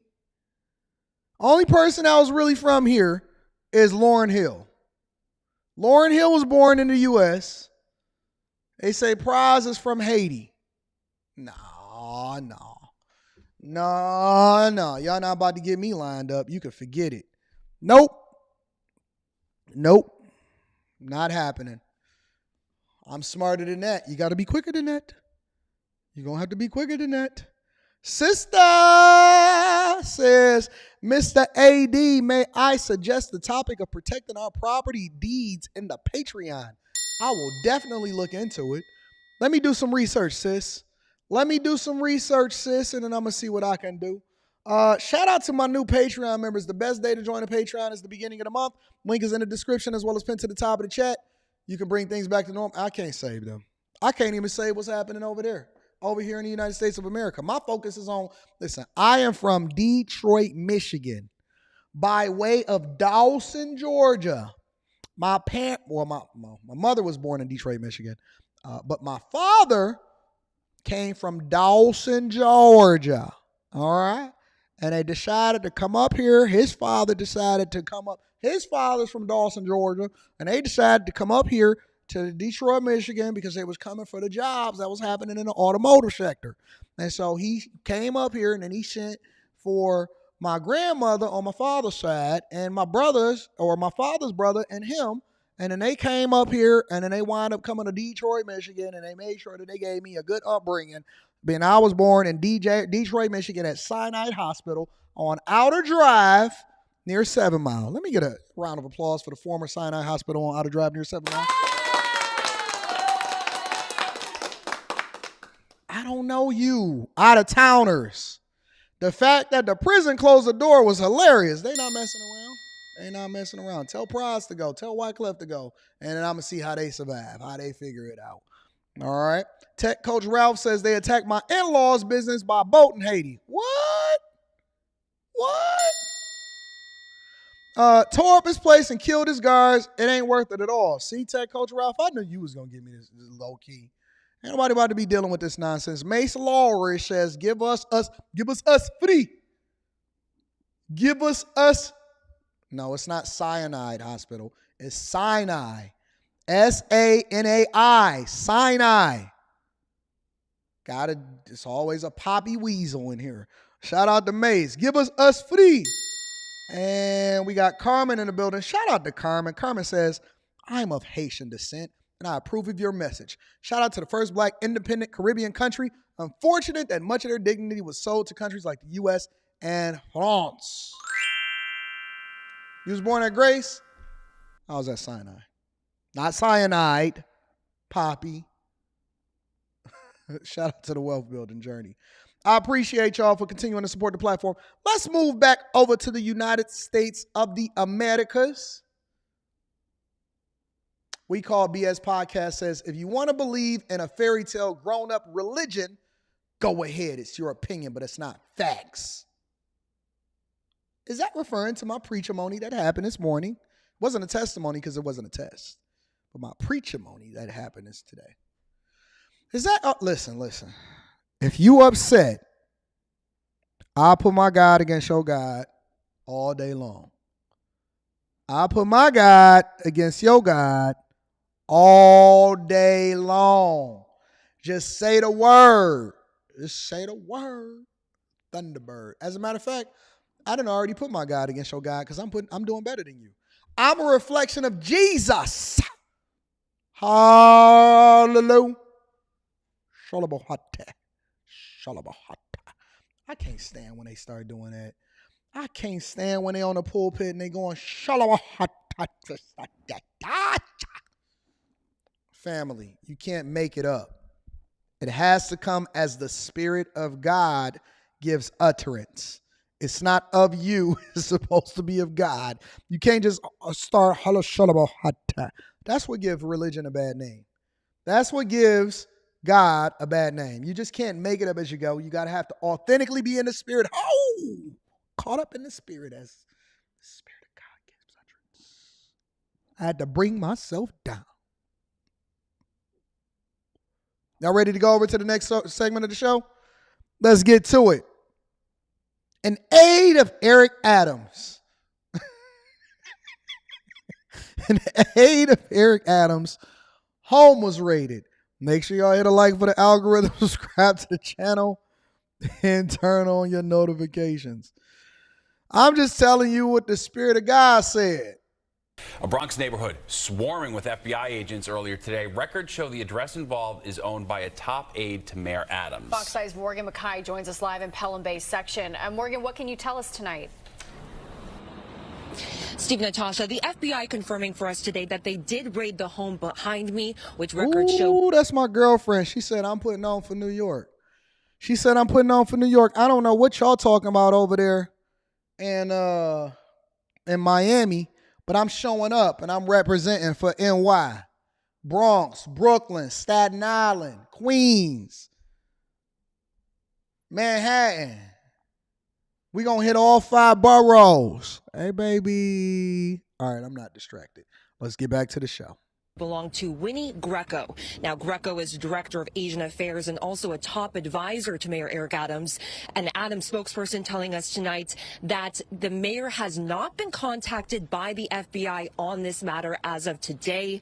Now, the FBI not giving us a lot of details on what this raid is about, but take a look at this video here of agents entering and leaving the house, carrying boxes and files. What we do know right now, the City Department of Investigation launched a probe into Greco last year after the news outlet The City reported that Greco allegedly made a business executive give a nonprofit she founded a $10,000 donation in exchange for access to an event hosted by the mayor at Gracie Mansion.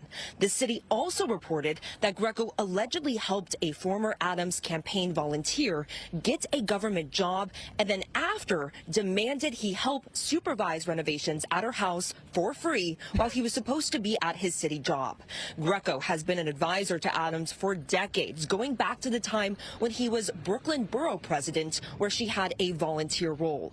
This latest raid comes as the FBI is also allegedly looking into whether Adams accepted illegal campaign donations from Turkish officials. The FBI last year raided the homes of his top campaign fundraiser and one of his staffers. They also seized the mayor's cell phones. Now, the Adams administration sent a statement saying, quote, "Our administration will always follow the law, and we always expect all our employees to adhere to the strictest ethical guidelines. As we have repeatedly said, we don't comment on matters that are under review, but will fully cooperate with any review underway. The mayor has not been accused of any wrongdoing."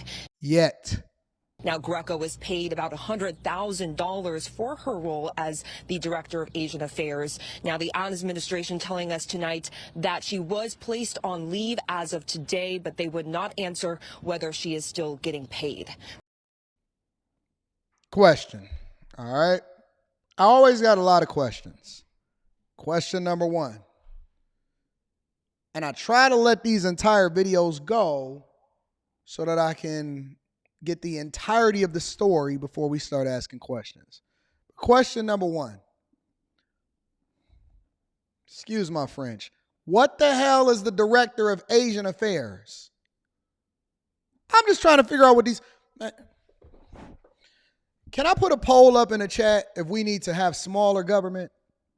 That's one of our conservative values. That's one of the things that we believe, that we actually need to have smaller government. Do we really need a director of Asian affairs making over 6 figures a year? Just trying to understand who comes up with these positions. And do y'all ever be thinking to yourself like, I mean, yeah, I know she's an aide, but an aide making 6 figures as the director of Asian affairs. That's like the food and beverage job over in casino. The director of Asian affairs making over 100,000. Okay, so they got the director of Hispanic affairs. They got the director of African American affairs. They got the director of white people affairs. The director of Asian affairs. What the heck is that? Over 100,000 a year for the director. And she making moves of the government. She said, listen, fam, allegedly, I'm going to get you a job. I'm going to also get you next to the mayor. All right. When I get you this bag in exchange for a $10,000 donation on company time, I want you to be focused on renovating my crib during company hours. Y'all wouldn't believe. Y'all would not believe the amount of corruption that needs to be rooted out all the way down to the city leaders and the city level to the top of the mountain. Every form of corruption needs to be rooted out, and it's so thick. You wouldn't believe the amount of favors that's going on and happening in the pay for play.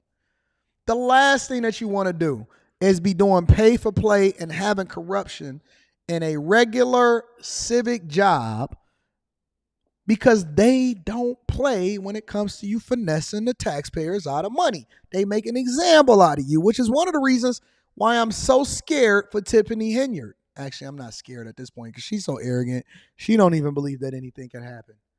But God got a way of humbling you. Director of Civic Affairs or whatever for Asian leaders or Asian community. I don't even know what this position really is, but we just gonna roll with it. But here's my other question. Do y'all partially think that this is retaliation for the drawback of really allocating yourself or directing yourself to be a sanctuary city for the migrants? Let's get a different perspective, because we don't want to just look at it from one perspective. We want to look at it from all perspectives. FBI raid of a home belonging to another top aide of Mayor Eric Adams. Earlier today, federal agents could be seen leaving the Bronx home of Winnie Greco. She serves as the mayor's Asian affairs liaison. Chief investigative reporter Jonathan Dienst in the newsroom now with the latest developments here. John. Yeah, the questions seem to surround whether City Hall advisor Winnie Greco tried to skirt campaign finance laws. Issue include questions of so-called pay-to-play and possible straw donor schemes. No one has been charged, but this is the second criminal investigation that touches upon individuals associated with City Hall in the past year. FBI agents seen this morning at the home of mayoral aide and fundraiser Winnie Greco. The FBI taking away boxes of material and loading them into their SUV.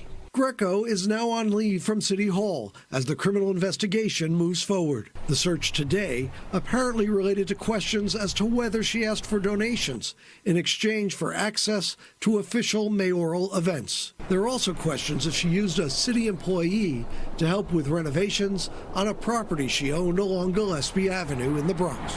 The allegations surrounding Greco were first reported in November by the city. Stories that appear to have led to a City Department of Investigation probe, and now the FBI criminal investigation. Yoav Gonen, the reporter first raising these questions. The solicitation of donations to a nonprofit that she owned as a requirement for entry to a government event with the mayor, that was highly unusual. Is that the new play? Just curious, is that the new play? Because I know Tiffany Henyard, She said on Roland Martin that she didn't have a nonprofit, that she never set it up, and then she was on a video saying that it was her nonprofit and all of that. Is that the play? As when you start getting in a position of power or you start getting money, that you got to make sure that you get you a nonprofit? Is that the new play? The nonprofit game?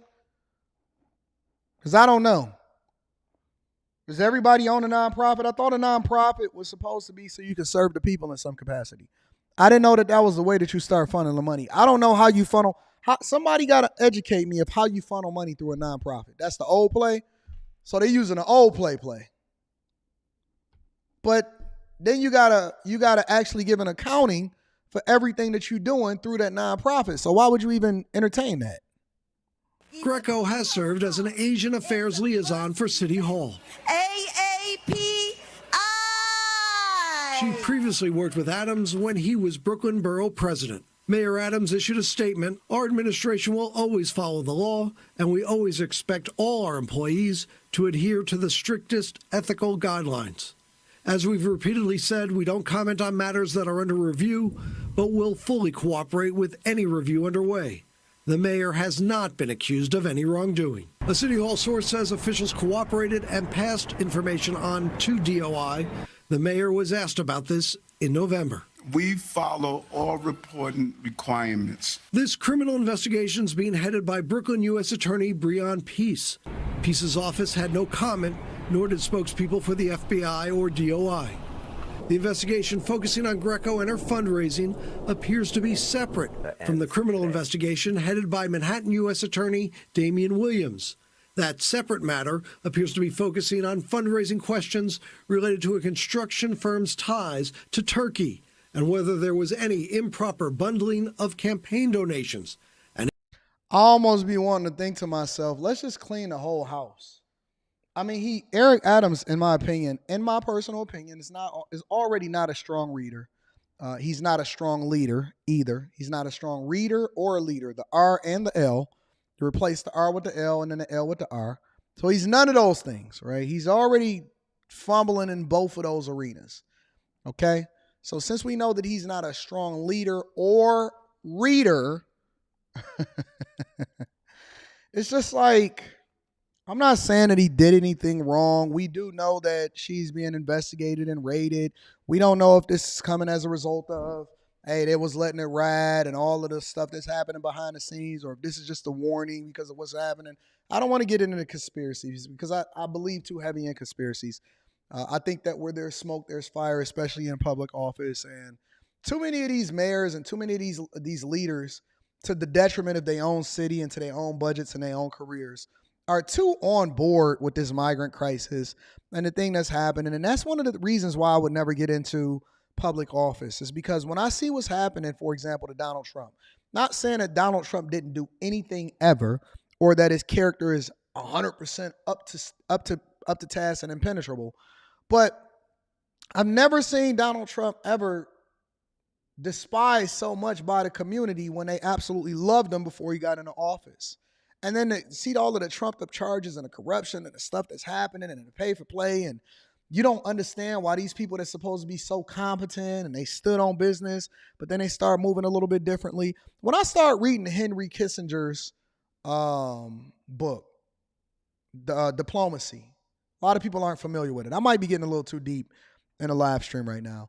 And then I start researching Henry Kissinger himself, and I realized that he basically advised almost every single president during his time in power, and his ability to be able to control what's happening in government and all of the corruption and the things that's happening behind the scenes, that he was often photographed next to Bill Clinton, Barack Obama, almost every single president that you can think of. Henry Kissinger was right there. And a lot of people are not even familiar with who Henry Kissinger is. I know that I keep it relatively surface level for the Millionaire Morning Show just to make sure that I give y'all some medicine inside of the candy, but the candy is important in order to keep you stimulated. But the reality is that when I see what's happening on a federal level, a local level, it disgusts me. And I just think that politics and government is so nasty and corrupt. It's worse than regular businesses, than private entities. It's worse than what happens in corporate America. I think that politics is much more dirty than what happens in the drug game and a lot of these illegal activities, right? So, you know, when I'm thinking about this stuff and I start to ask these questions, it's hard for me to not go down a rabbit hole. And sometimes I would even prefer to remain a little bit ignorant to what's happening, because it's almost like the more you know, the more you have to say, but the more you say, the more you become a target. And I don't want to do that. I just want to help people, and I just want to show up for them and make sure that they get this money and become successful and love God and have a great family and all of that, right? But yeah, man, that book is huge. I got it on my it's on my coffee table inside of the penthouse. It's the first book that I got inside of my penthouse. I'm gonna reread it again. I always like to reread some of my books. But yeah, the aide of Eric Adams is being raided, and they tying them to some things, but you never heard of this stuff until after the migrant crisis. So yeah, man, it's crazy. I would never want to be in politics. I feel like you just got to be a dirty person, or else you just couldn't be in it at all. Otherwise, you would just become corrupted. Amen on one says, heard we have a family in the D. Can't wait to visit. Shout out to you. Yeah, man, we got a whole community here, bro. Young Gladiator is in the building, says, would you voluntarily allow a car repo so you could pursue, not pursuit, pursue. Want to make sure that we correct that. That may have been a error just with autocorrect on your phone. Pursue a bachelor's. It's required for your next promotion, doubling your income to around $140,000. All right, so here's the thing. I believe by default, you should be focused on lowering your lifestyle. Now, I don't know the details behind what's going on. I'm assuming that you're already behind and that they already coming to get that car. All right. What's most important is that in life, forget getting a repo just so you can get a bachelor's. I think that you're supposed to pay your bills, and you don't want to fall behind on bills just for the sake of falling behind on bills. And I think that it's a way for you to be able to do both. However, I just think that going forward, we need to lower our lifestyles, commensurate with what I put as a budget inside of the Patreon and the percentages. Maybe I need to do an updated video of that. I think that that's what I'm going to do. I'm going to start doing an updated version of some of the videos that I did in the past, in addition to Stock Club, in addition to the new videos, because I think that y'all need to be refreshed, especially for the people that's just joining the Patreon, and they don't want to start from the bottom. They want to start from the top, and it doesn't matter which way you want to start, work your way up and down. We got the mastermind sessions. Those is always going to be up there. Everything that we've ever done in the Patreon is available for anybody to join, so make sure you tap into the Patreon. Link is in the description, as well as pinned to the top of the chat. No, I wouldn't do it to pursue it. I would pursue it in addition to. So I think that you can do both. I think that you should do both. I think that you can pay off your bills, lower your lifestyle, still pursue your degree, because the best way for you to continue to make more money is to invest in yourself and be intentional with what you've signed up for. So don't forego your contract. Do the right thing. BizQ, shout out to BizQAQC is in the building, says, nonprofit is high salaries for admin and board members. I heard that like 90 to 95% of all monies that's donated to nonprofits go to salaries and stuff. This whole system just needs to be redone, broken down, and done all over again. Shout out to BizQ. I appreciate you. Let's get into the final thing that I wanted to talk about before I get y'all up out of here, and that's New Orleans. So I've been paying attention to what's happening in New Orleans. To Nowlands. I've been paying attention to what's happening in Nowlands. I heard that the mayor is supposed to be getting evicted out of their apartment. In Nowlands, a black woman, right before Mardi Gras. So I said, well, let's just review this together to see what's happening out here in these streets, man. Make sure y'all tap into the Patreon. The best day to tap into the Patreon is in the beginning of the month. So now, link is in the description as well as pinned to the top of the chat. Let's get it. Starts now. Good evening, I'm Lee Zurich. And I'm Meg Gatto. New Orleans City Council Vice President J.P. Morrell sends a letter to Mayor Cantrell telling her he may file a motion to institute eviction proceedings if she doesn't clear out personal belongings and turn over the keys to a Pontalba apartment by Monday. He says he's tried to work with the mayor's staff on gaining control of a unit which the council voted to take from the mayor last summer. Rob Masson has more. Just showing your dedication and your commitment. On a day when Mayor LaToya Cantrell bounced from an NOPD graduation to the grand reopening of the Dewdrop Inn, she did not want to talk about the Pontalba. Terry, off topic for the mayor. We cannot do that, Rob. We're due at the Dewdrop Inn. There was no comment on a federal investigation into her use of the Pontalba apartment and possible payroll violations for her security officer, Jeffrey Vappy. You know, with everything that's going on right now in City Hall and all of the other business that's going on, I think it's important for the mayor to go ahead and just clear this apartment, just clear this issue. Back in August, the New Orleans City Council voted to permanently remove the apartment from the mayor's control with a veto override after our outside the office series of investigations. I think for a lot of council members and the public, the fact that you immediately saw it revert to personal use with no public purpose is what really was the straw that broke the camel's back. But 6 months after that council vote, the Pontalba apartment remains under the mayor's control. After Fox 8's Lee Zurich inquired about the matter Wednesday, City Council member J.P. Morrell sent Cantrell this letter asking her to release the apartment. That letter says, "It is my understanding that you and members of your executive protection detail possess the only keys to the unit. Until the keys are turned over, FMC cannot begin the repairs necessary to release the unit." The letter states, "We have tried for several months to work with members of the administration, but to date, those efforts have proven fruitless."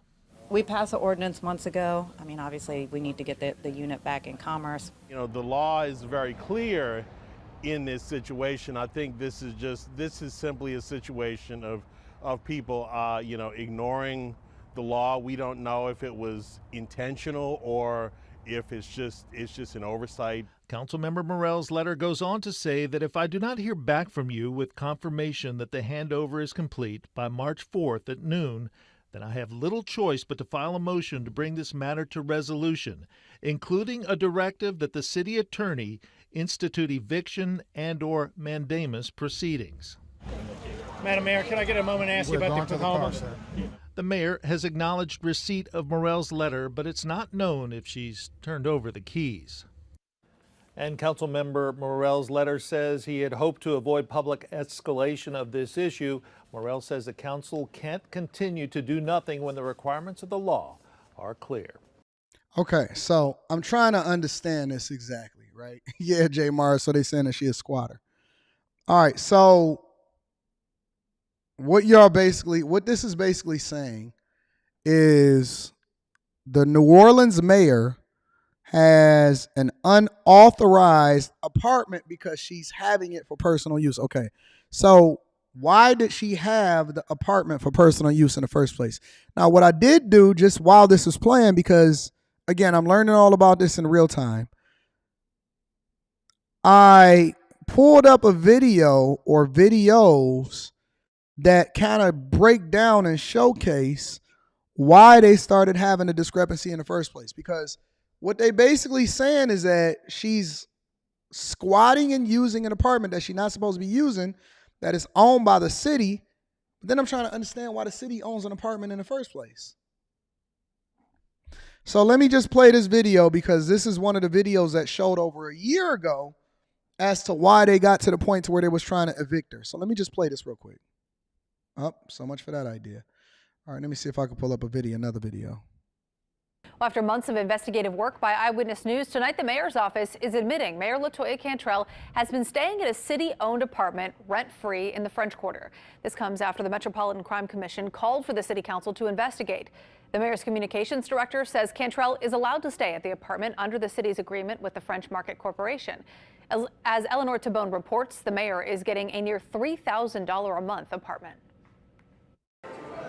The mayor's office now admits LaToya Cantrell has been living in a city-owned apartment rent-free. She really has not done her job. The Upper Pontalba, managed by the French Market Corp, has been her home for months. According to a detailed report from MCC to New Orleans City Council, it included pictures and allegations from neighbours. The market rate to rent there is $2,991 a month. But Mayor Cantrell has apparently not paid any rent this year. A Jackson Square employee told me she has seen the mayor walking in this direction. Hold on. So y'all saying New Orleans is giving competition over to New York and Miami? Hold on. Let me just see something real quick.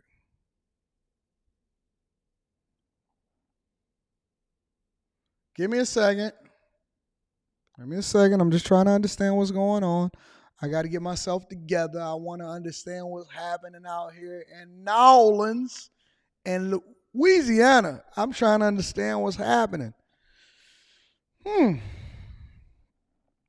don't really discriminate. I like them all. I like women from all colors and creeds, from every point of the globe. I don't care if you're Alaskan, Himalayan.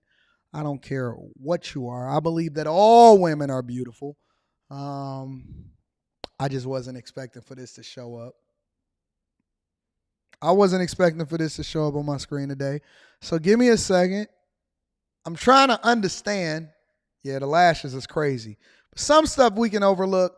You know what I'm saying? Because if you got one out of 6 things that's wrong, then we gonna figure it out. But I just want to understand what the competition is. You know what I'm saying? I might have a competition on Room 9, the Room 9 channel. All right. Spacer says, I'll take the New York Reporter for $500, please. Why not have both? I didn't know we had to choose. Okay, so let's put this in perspective. I'm focused. Let's put it all in perspective. Listen, I'm a man. They try to act like we different now. We a man. We men. You know what I'm saying?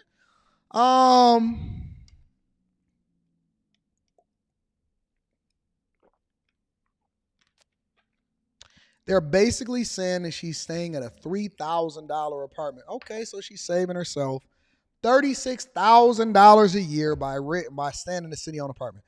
Here's my question. I got 2 questions. Number 1, is it normal for an employee to stay in a city-owned buildings?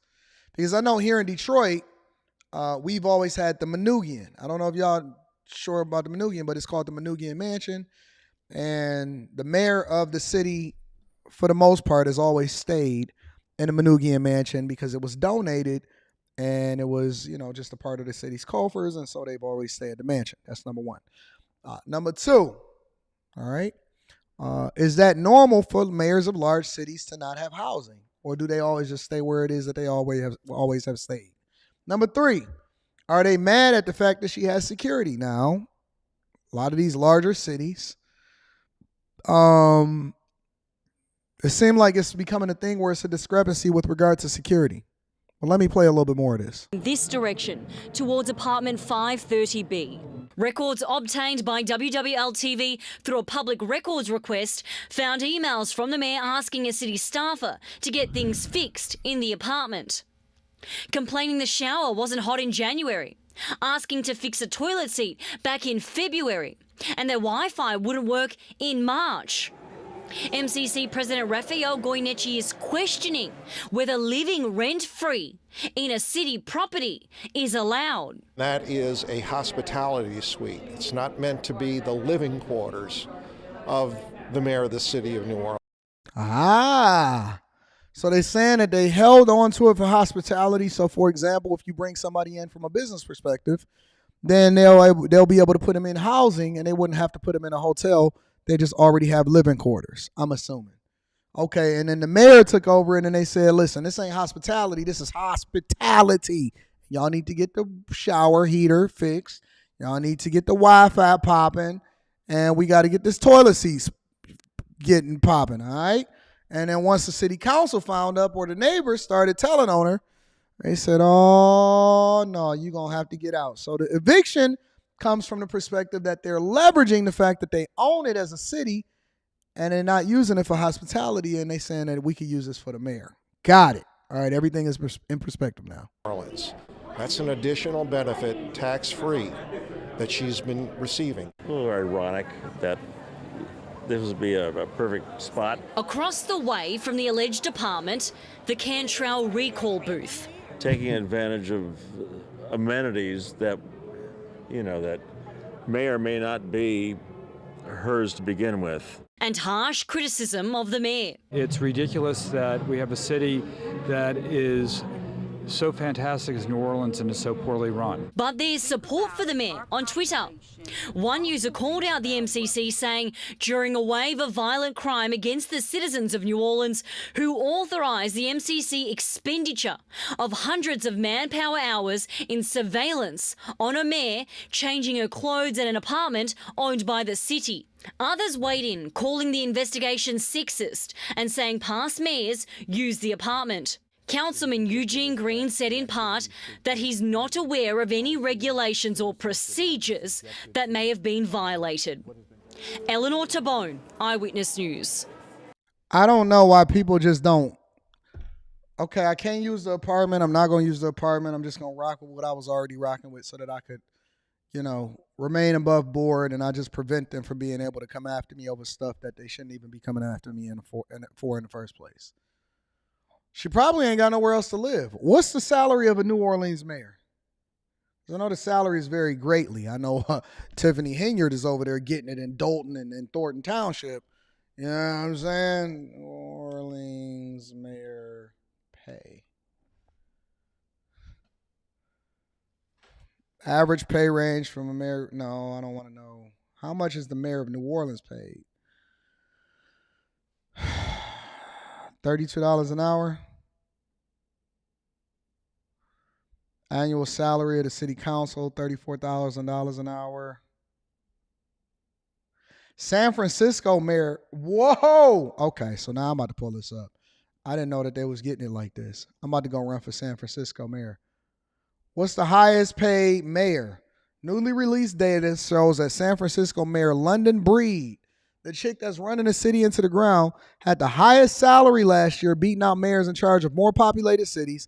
Breed made $444,000 in 2022, including $357,000 in wages, $887,000 in retirement and health benefits.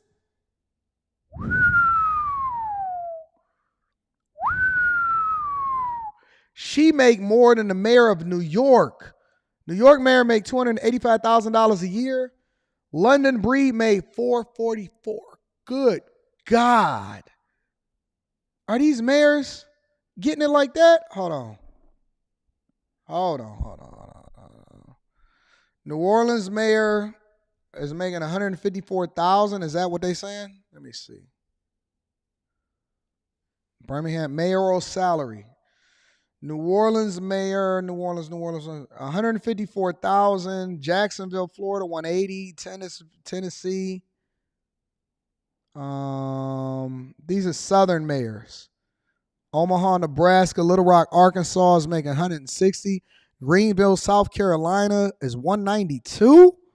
Columbia, South Carolina is $162,000. Birmingham, Alabama is $128,000. Lexington, Kentucky, $120,000. Memphis is $170,000. Nashville is $180,000.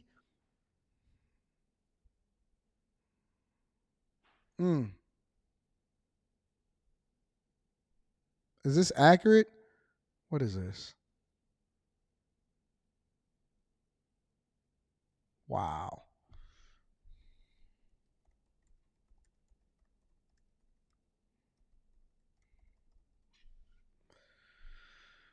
Uh, 15 highest paid mayors us in 2008.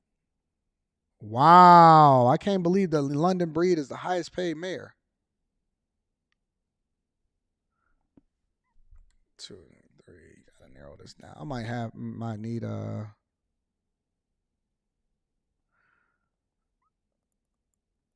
Hawaii, $289,000.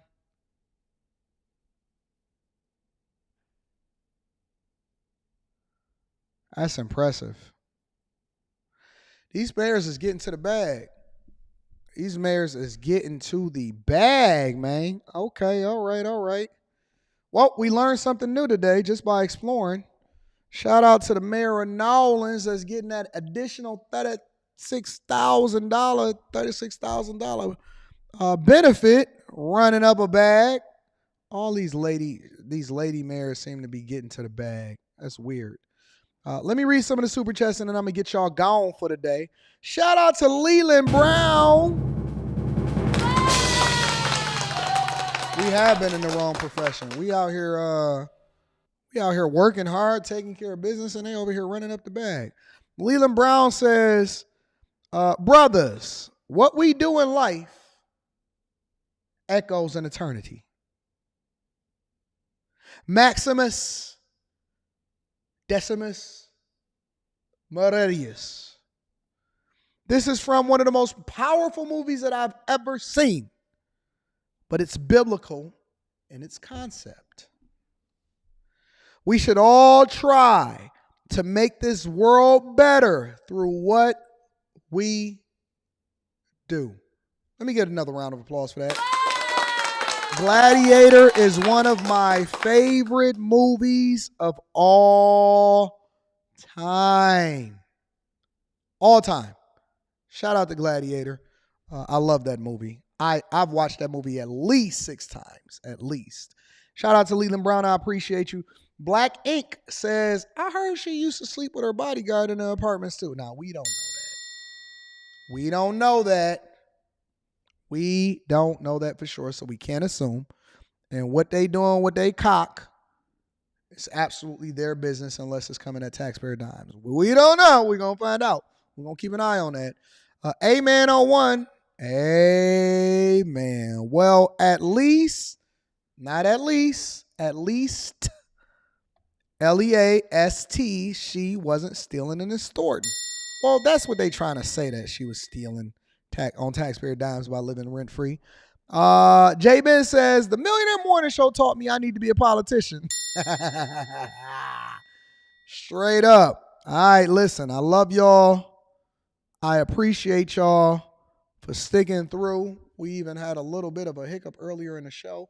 They tried to make our internet go out, but we said, we back, man. Listen, I love y'all. I appreciate y'all. Mr. Lone Star says, is Kodak Black running Haiti or no? Ain't nobody running Haiti except for the gangs and the gang culture. Shout out to Mr. Lone Star. Give you a proper dude. You know what I'm saying? Listen, greatest show on earth. Thank y'all for tuning in. Tune into the Q show tonight. Stock Club tomorrow night. Then we got the after hours. We running it up. We about business. We 48 shows into the year. We are in March. If you are not a part of the Patreon, link is in the description as well as pinned to the top of the chat. Also, Tiege Hanley, 30% off plus your free gift. Make sure you get that Tiege pack. Ladies, get it for the fellas. Fellas, don't wait for the ladies to get it for you. I love you. I appreciate you. I need y'all to do me one more favor before we get up out of here. Make sure you share this with your family and friends. We don't want to be successful by ourselves. I love you. I appreciate you. If you enjoyed the show, if you have any feedback for me, make sure you leave it in the comments of this show after the show. I like to read comments. I go through. I don't get a chance to respond to them all, but I definitely read comments because I want to get y'all feedback, and I'm trying to understand how I can always improve because I'm humble enough to take what you guys say, which is why you now get what do you call those things? Timestamps. Everybody get timestamps. May take us a couple hours to get them up there, but they'll be up there. I love y'all. I appreciate y'all. I'm going to holler at y'all tonight. Tonight, y'all. Peace.